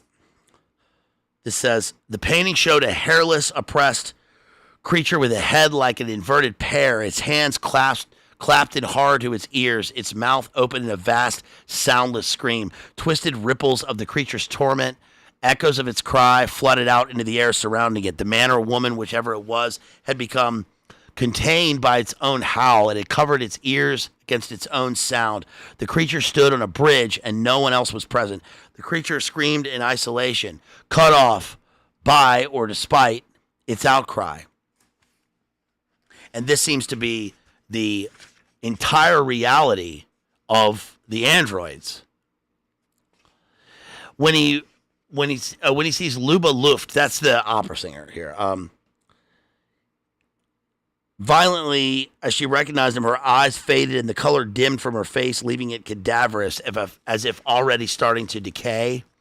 Androids have an innate desire to remain inconspicuous, which speaks to the sort of inner circuitry of the computer itself, but also for the way that AI and computer life is supposed to work in our own lives. A bounty hunter is a professional murderer who's given a list of those he's supposed to kill on page 136. He's paid a sum. $1,000 is the going rate, I understand, for each he gets. Usually he has a contract with the city, so he draws his salary as well, but they keep that low, so he'll have incentive. And I'm drinking my tall boy Mountain Dew for you guys drinking poison. They go into a kind of... Oh, Roy Batty in the book is a kind of... he's a pill dealer, or he was on the off-world. We learned that all androids were once human beings, but it's different from Westworld. It's that there was a human being, and in this sort of transhumanist apotheosis, once they become a cybernetic entity that takes on a real form, the humanity eventually disappears, or through variations in the android. When we get updates, more of the human disappears and more of the android takes over until it's just an android and there's no humanity left. They can be completely separated. So Roy Batty was a person. Maybe there was a person named Roy Batty, or they looked at it like it, or they were modeled on it. But eventually it's just the android. And he was a pill dealer, and he was taking care of his wife. I forget. I think he was taking care of his wife. I needed to get various drugs from Roy. I needed them at first because of the pain. And then, so he ends up being a kind of Demerol, fentanyl, OxyContin dealer here with a synthetic new painkiller, sildenafil. Sounds like pentazocine. And I'm going to skip forward here to where the book really gets a landscape of weeds confronted him, a desolation, where it really gets going. And this is about chapter 16 in the book on page 169, where we start to get Roy Batty and his dossier. And he's a kind of Colonel Kurtz character. Again, Blade Runner really takes Roy Batty and a lot of his methodology and his the way that he looks in the film is very Roy Batty. Especially, you know that his greatest monologue in Blade Runner, The Tears in the Rain, was improvised by Rutger Hauer. He actually, and then they had that put into the script. It is not in the book, but it's Blakean, and I'm going to get to that after I finish this. He's a kind of cult leader in The Last Twilight, Time and Tide. They do mention God and Christ. Christ is God, but they're mentioning Christ in the book, and then they mention they call on God in the book.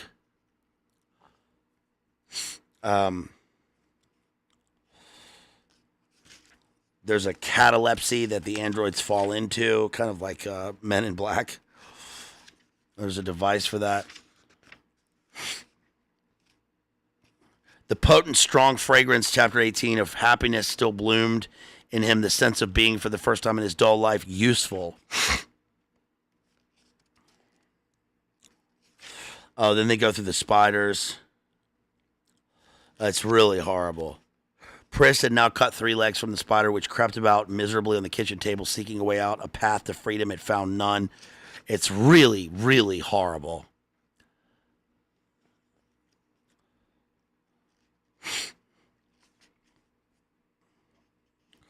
Okay, so this is page 194.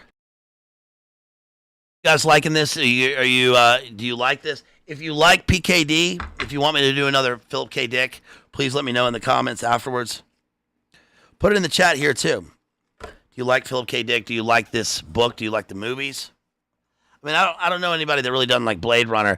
My problem with Blade Runner and 2049 is that with 2049, I've covered 2049 a bunch of times. In fact, all the old heads here will know, all the longtime OGs, that the first profile pic that I had for this channel was Roy Batty, and the banner for a long time was from Blade Runner 2049.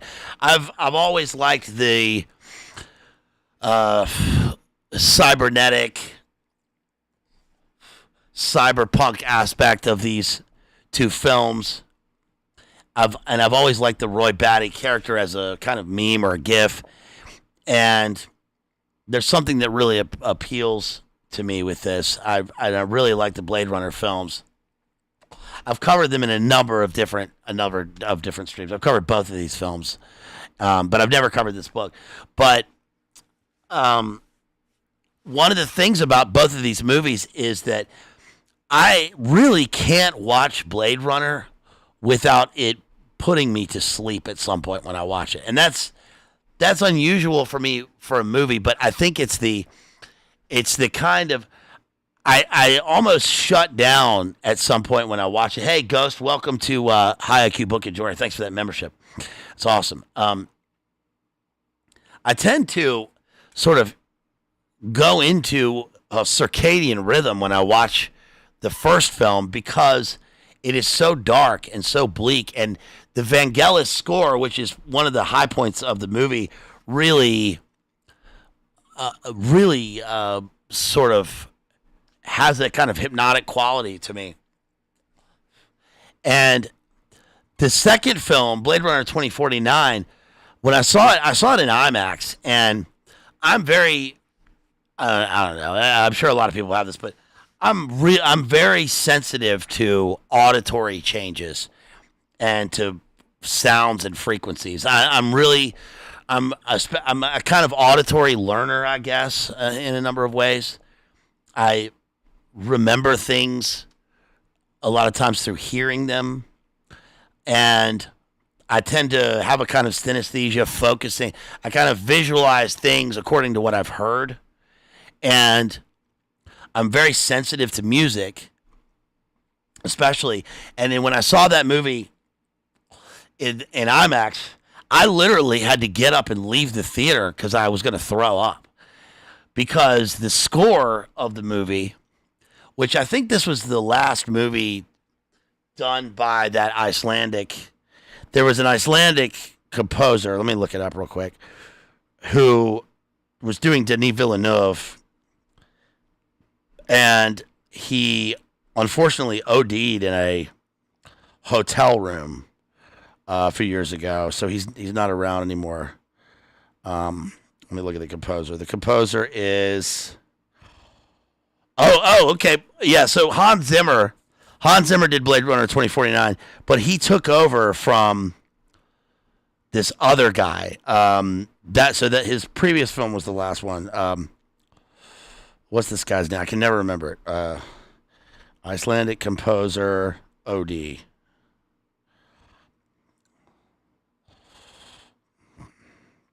Jóhann Jóhannsson.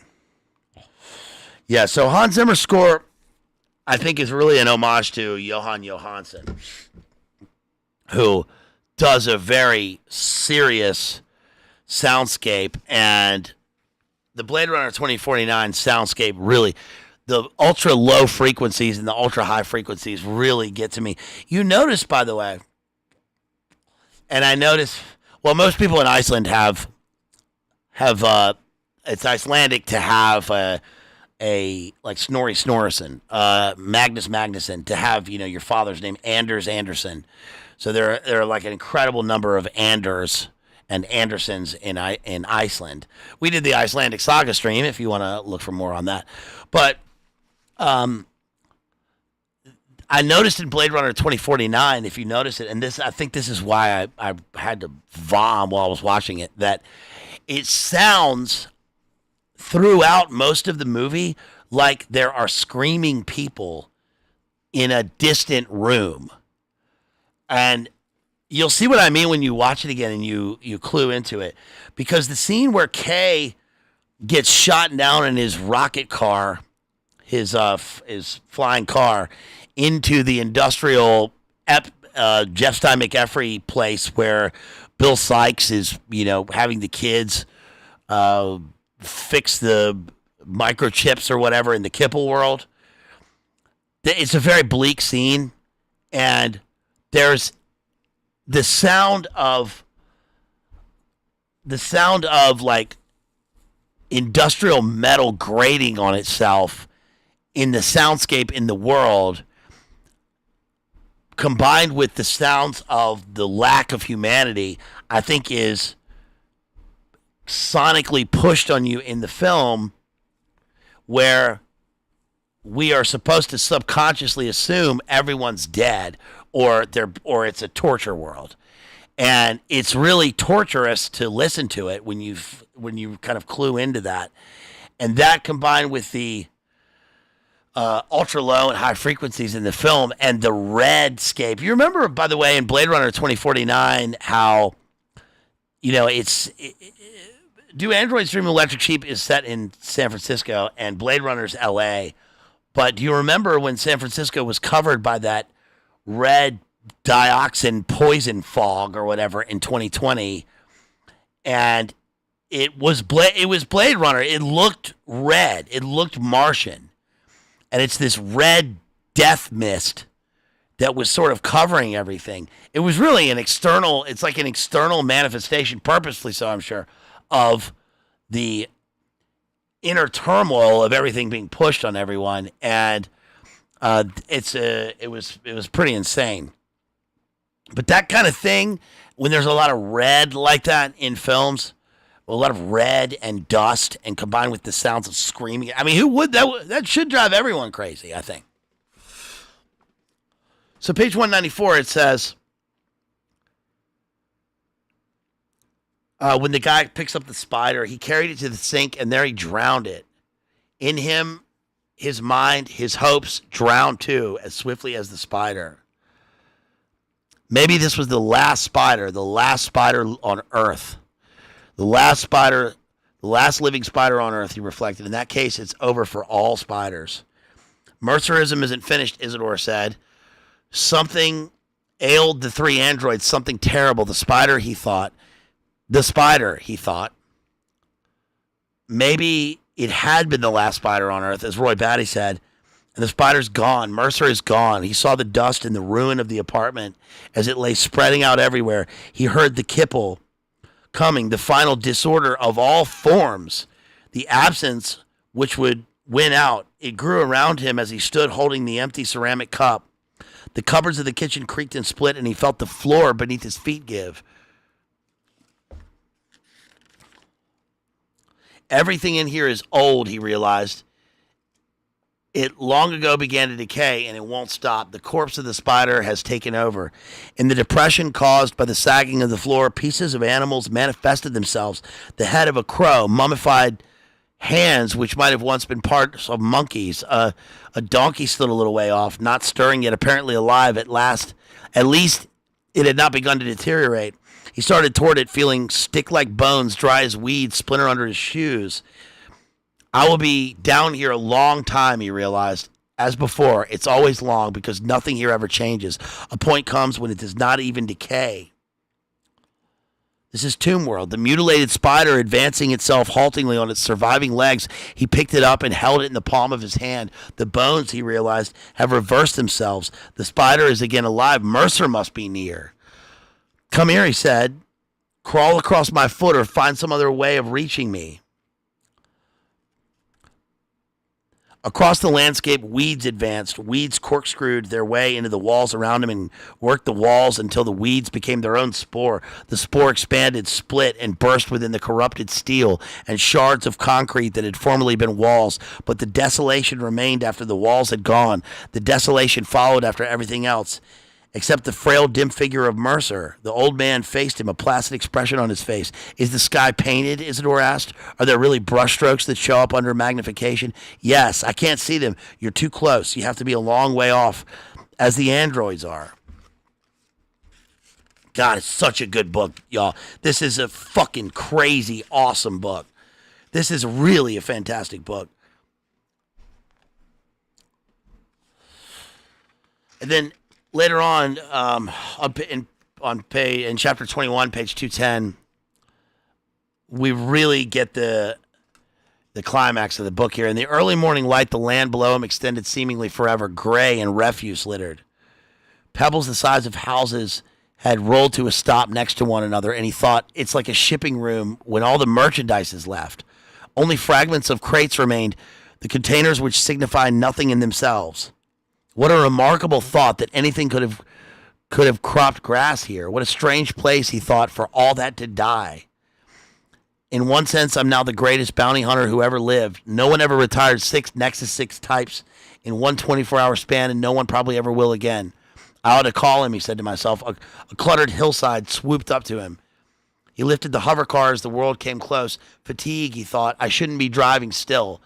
Fatigue, he thought. We get these continuous series of fragmentary sentences which are supposed to indicate and mimic the fragmented mind and the fragmented world.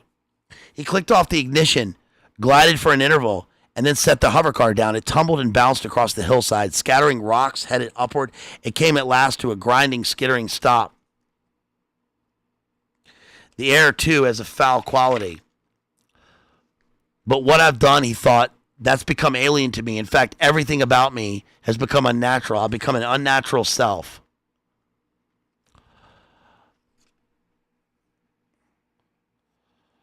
He did not know. He plodded along. A hallucinatory pall hazed over his mind. He found himself at one point with no notion of how it could be a step from an almost certainly fatal cliffside fall, falling humiliatingly and helplessly, he thought, on, with no one even to witness it. Here there existed no one to record his or anyone else's degradation, and any courage or pride which might manifest itself here at the end would go unmarked. The dead stones, the dust-stricken weeds and dying perceived nothing, recollected nothing about him or themselves. And this becomes the wasteland. This is T.S. Eliot's Wasteland. And the wilderness, and I really thought of in the wasteland. Remember, who is that third who walks beside me? When I look, there are two, but there's a third who walks beside me. Where is the shadow under that rock? This is from the book of Daniel, and also there's no water under that rock. This is the wasteland, and this is the outer shadow of his inner self, and he's realizing whether he is human and what it means to be in this world.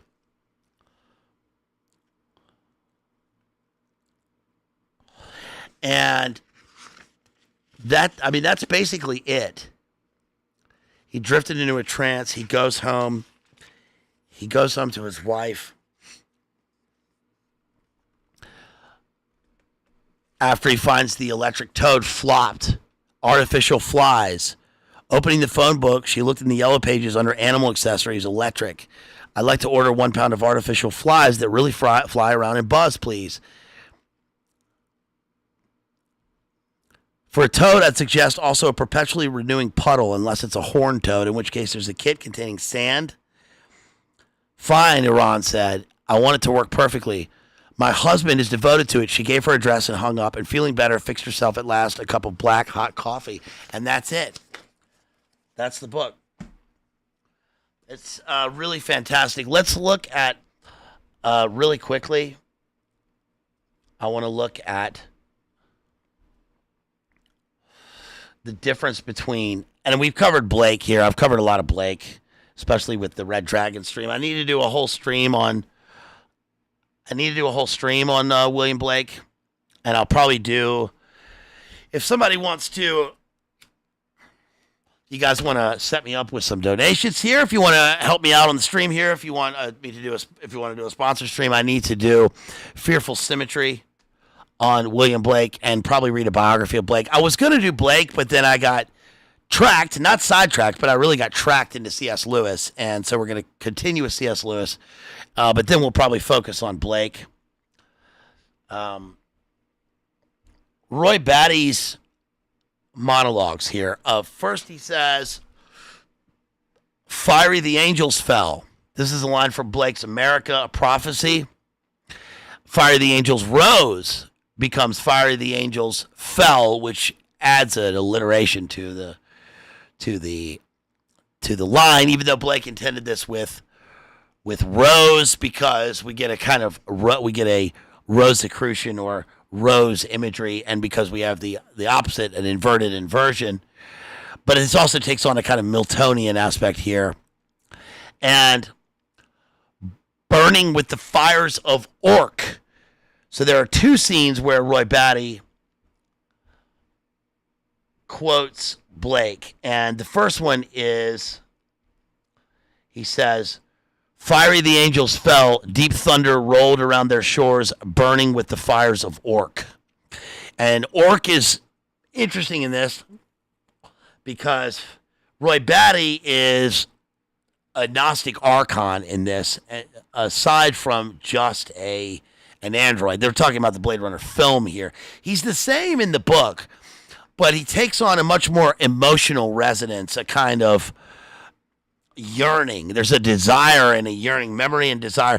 And actually, this is what I was going to get to earlier by talking about the so-called miracle baby, the baby born of the android and the human in this sort of Gnostic redemption within Blade Runner 2049, because we learned that the memories that Kay shows to the daughter of Harrison Ford, and she's in her quarantine pod, are real memories. That's when he does his freak out. Ah! Ah! Ah! He does his freak out. But it's not his memories. They are Jonas Salk, Jose Delgado, Esther Brooks implanted memories. But that's because he's an android and he is carrying the memories for her. They are her memories. And the reason that this really speaks to human beings and to creative people, she is able to produce images and memories for people, not because of what she experienced necessarily, but because of her imagination.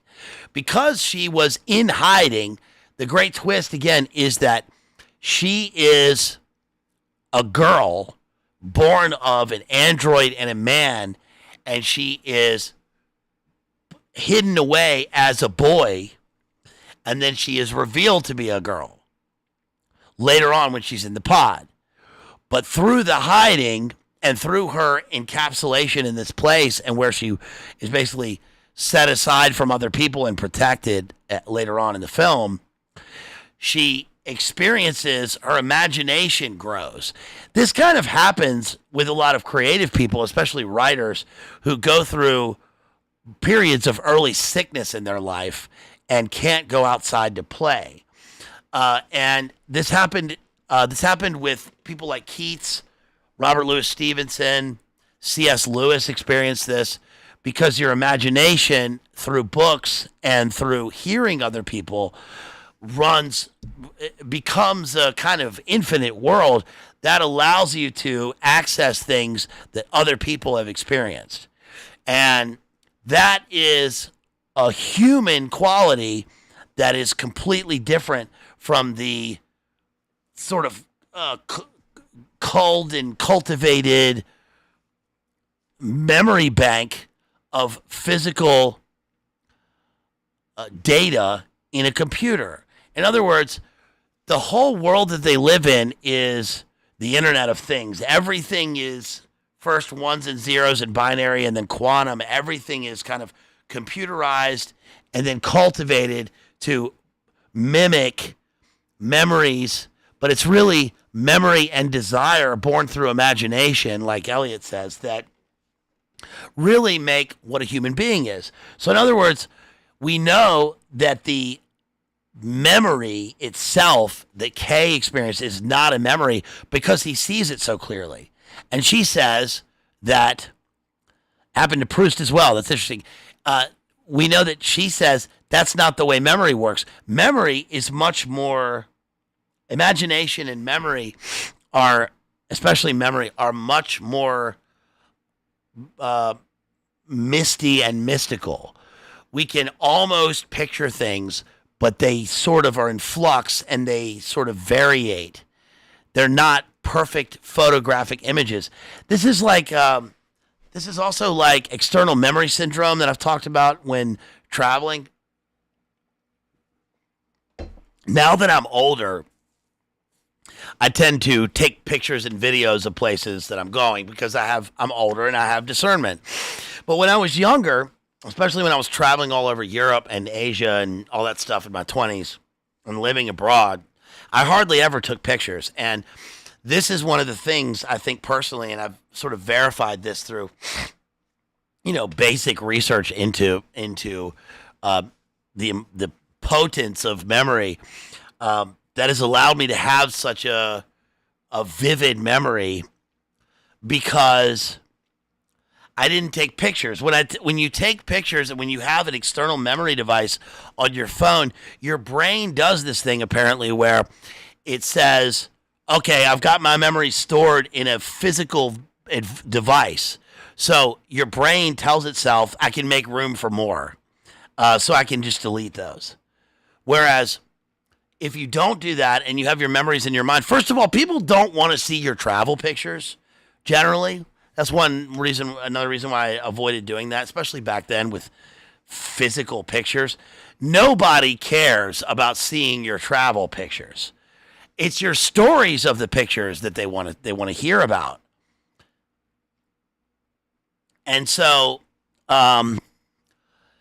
he says, his other thing that he says here, William Blake, let's see, when he quotes Blake, is the tears in the rain. And this is again from America, a prophecy. And I've seen things you people wouldn't believe. Attack ships on fire off the shoulder of Orion. I watched sea beams glitter in the dark near the Tannhauser Gate. All those moments will be lost in time like tears in the rain. Time to die.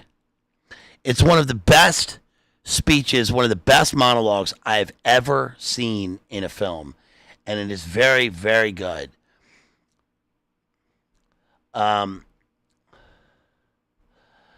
Let's see. Roy acts in the spirit of Blake's warrior poet against the false tyrannical god, which is Tyrell. Tyrannical Tyrell. The pursuit of Jerusalem is a quest for justice and spiritual truth. Jerusalem is William Blake, juxtaposed against his, what he calls, dark satanic mills. Blake says, I will not cease from mental fight, nor shall my sword sleep in my hand, till we have built Jerusalem in England's green and pleasant land.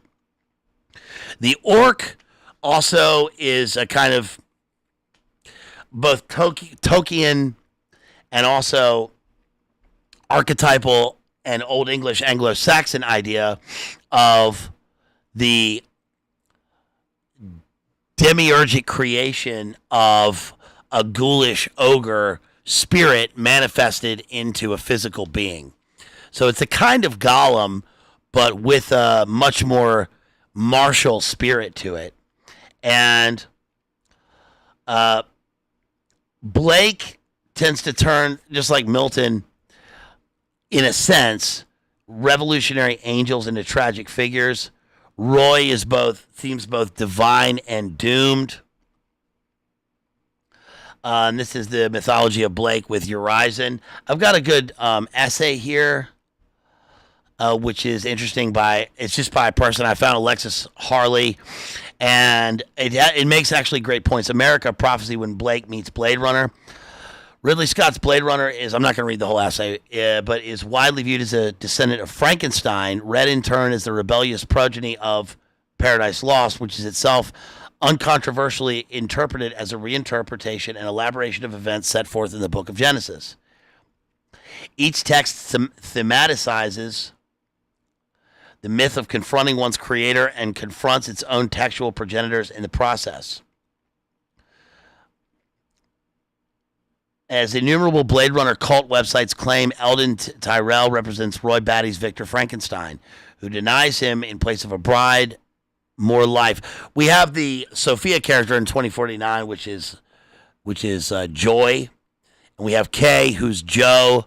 Then we have the Demiurge with Jared Leto's Nyander. While Blade Runner undoubtedly does share Miltonic themes in Frankenstein, the extent to which it shares them self-consciously is less obvious than essays which would suggest. Blade Runner is far more calculating in its debt and far more indebted to William Blake's America, Prophecy than to Frankenstein. Frankenstein we've covered, of course, and Frankenstein is another Gnostic DID book.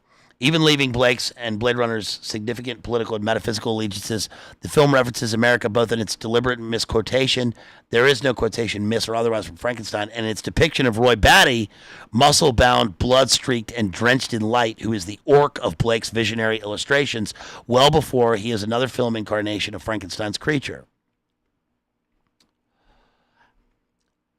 Blade Runner is concerned with all these things, and it finds in America, where political meaning is also mythic meaning, an exemplary precedent for their mingling. But in the spirit of Blakean Miltonic apostasy, Blade Runner also subverts Blake's account of a visionary transatlantic revolution.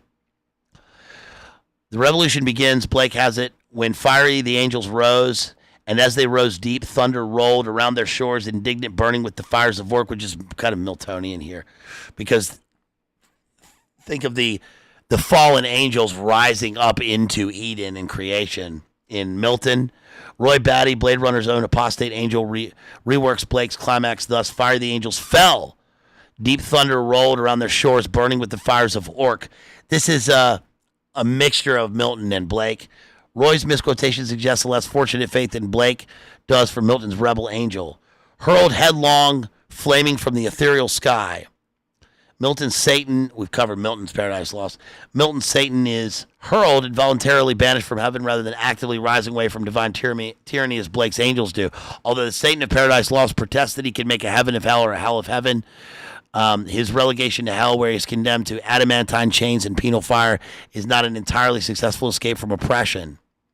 Not certainly if his rebellion is against all oppression rather than just the localized tyranny of God, which Satan thinks, which is why he takes the inverted aim of continuous and infinite, unending pride, where he heaps sin upon himself.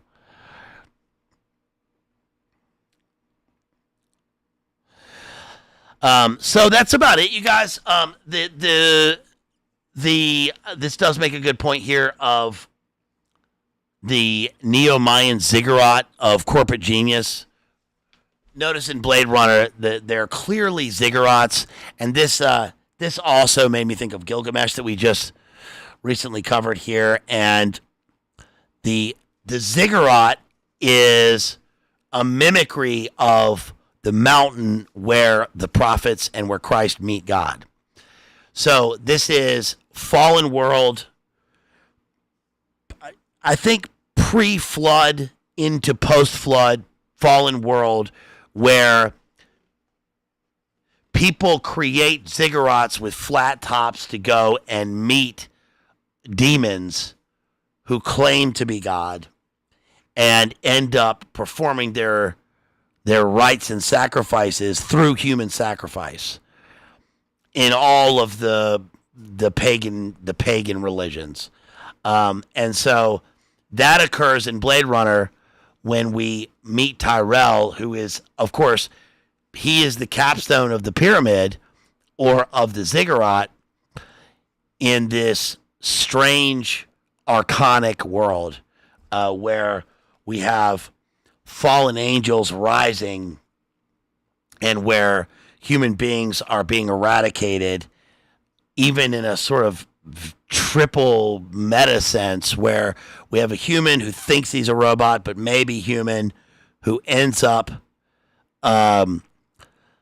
killing androids who may be humans, all in the middle of Kipple Junk World.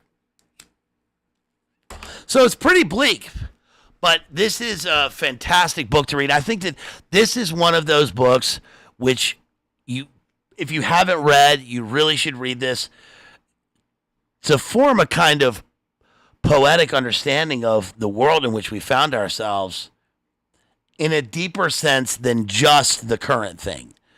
The past is prologue, so I think it's important to keep abreast of all of these works of literature, because of course we oftentimes find not factual information but more truth in terms of our parables and allegories and our poetic works than we do simply by reading news. So let's thank Mark here for donating 10 memberships. Also, Ghost, thank you for grabbing a membership. Really appreciate that. Let's look at some more super chats. You guys, really appreciate you. Thank you for being late here with me. Appreciate you on this, what day is this? Tuesday? Thank you to Ethan, first of all. Thank you, Ethan. Really appreciate you out there for supporting me. Always a big supporter. Thank you to John, who sends $10 on PayPal. Really appreciate that, bud. Thank you so much, man. That really helps me out. Thank you. Hey, shouts out to Maddie right there, who dropped $4.50 for getting the word out. Get the word out. What's that mean? Get the word out. What's that mean? Get the word out. He's like, have you heard that would you get the word out? Why don't you get the word out? You get the word out, buddy. The word is out. The word is out. You get the word out. Could you get the word out? Get the word out. The word is. That's not on Maddie, by the way. That's not an impression of Maddie. That's Tim Dillon. That's why Maddie said it. That's why Maddie sent that. Shouts out to Maddie, who said, "Can you get the word out?" And listen, man, shouts out to Maddie at Digital Minefield out there, who had a huge stream tonight with Hesher and Daniel. Please check that out at Digital Minefield. Hey, Maddie, thank you so much, man. Really appreciate you supporting me with that Cash App, and I'm always happy to do what I can to get the word out. If I can get the word out, I will get the word out. I will get the word out for you if I can, if that makes a difference, because I love getting the word out for you.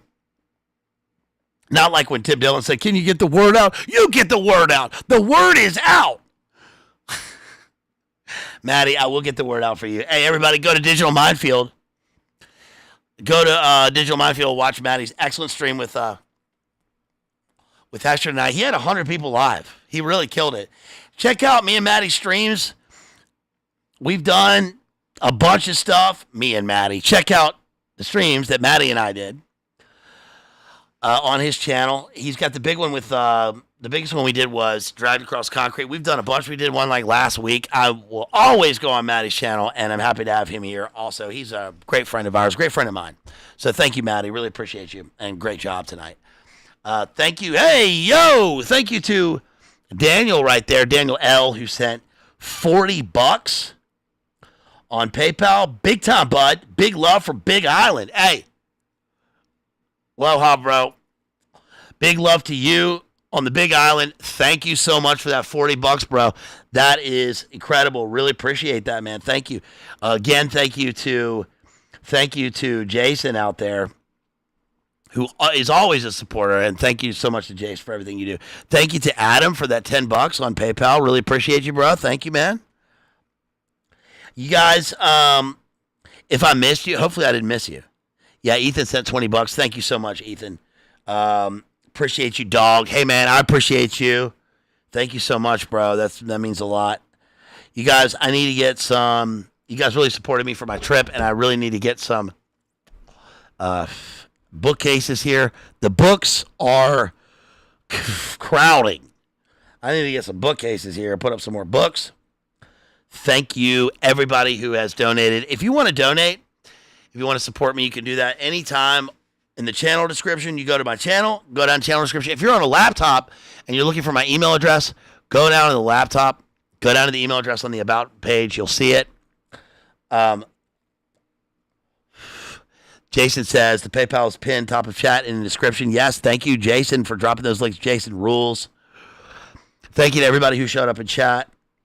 Really appreciate y'all. I will be recording a stream with our buddy John Hears coming up this week. I don't know when he'll put that up, but good to talk to John Hears again. After I was on there with John Hears earlier, Heavy Things Lightly is his podcast. He did the Tucker Carlson that went mega viral, and we're gonna be talking about movies. So that'll be dope. Also, I've got the C.S. Lewis series coming up. I read Prince Caspian over the break, and I'm also reading. I put it on Instagram. Who else am I reading right now? God, I can't remember who I'm reading. Leon DeGraw. I'm reading Leon DeGraw's autobiography of his wartime service on the Eastern Front, and I'm about to read The English Patient screenplay because I'm trying to get ready for writing my screenplay next week or hopefully next week. Generation, and I just reread Prince Caspian. I'm rereading Dawn Treader right now, so I'll be doing Prince Caspian and Dawn Treader coming up. And if you want to sponsor a stream, that's $120. You drop that on PayPal and drop me an email. Support all of our friends out there. Make sure you watch David Patrick Carey, Church of the Eternal Logos. He's always been killing it. Make sure you check out Jay and Jamie. Speaking of which, I think Rachel in Blade Runner, Mary Sean Young, is a friend of Jay and Jamie's, so that's cool. Make sure you check out our stream that we just did on Jay's channel. Go back and watch my streams, please. Help me get these numbers up. Hopefully, I can do a stream with. I want to do a stream with Isaac Weishaupt. That would be so sick. Longtime fan. OG Granola Wokester. So check him out. Check out all of our friends, Maddie, Jerry, Mikhail, Technor Graphics, all of our friends. And follow me on Instagram. And I think that's about it, you guys. It's late, and I got to go to work early, and I'm beat. So I'm going to head out here. Dang, I didn't know it was so late. Woo! Okay, guys, I'm going to play us out. What does that mean to play us out? To play us out? What, like to end the show? All right, go. I'm going to play us out here with Sting and a cut off his new album. Here is Rooks G. Let's play us out with Sun's Out, Rooks G. You guys, please make sure you smash the like. Reach out to me. Let me know what you want. Let me know what you like. Put it in the comments below. Please leave me some comments. You can just put Algo in there. Comment. Ace of Bazed. And that's about it, you guys. Hope you like this PKD. Here's Rooks G. Hey, was it worth it? It's worth it if you're strong enough. Got to keep LIVIN. This is Sun's Out, Just Kidding by Rook's Shape. Thanks, Joe and Jello. Appreciate you. Thank you, Moldy. Thank you, Jason. Mela Forza, everybody out there. Love you guys. Till next time. Peace.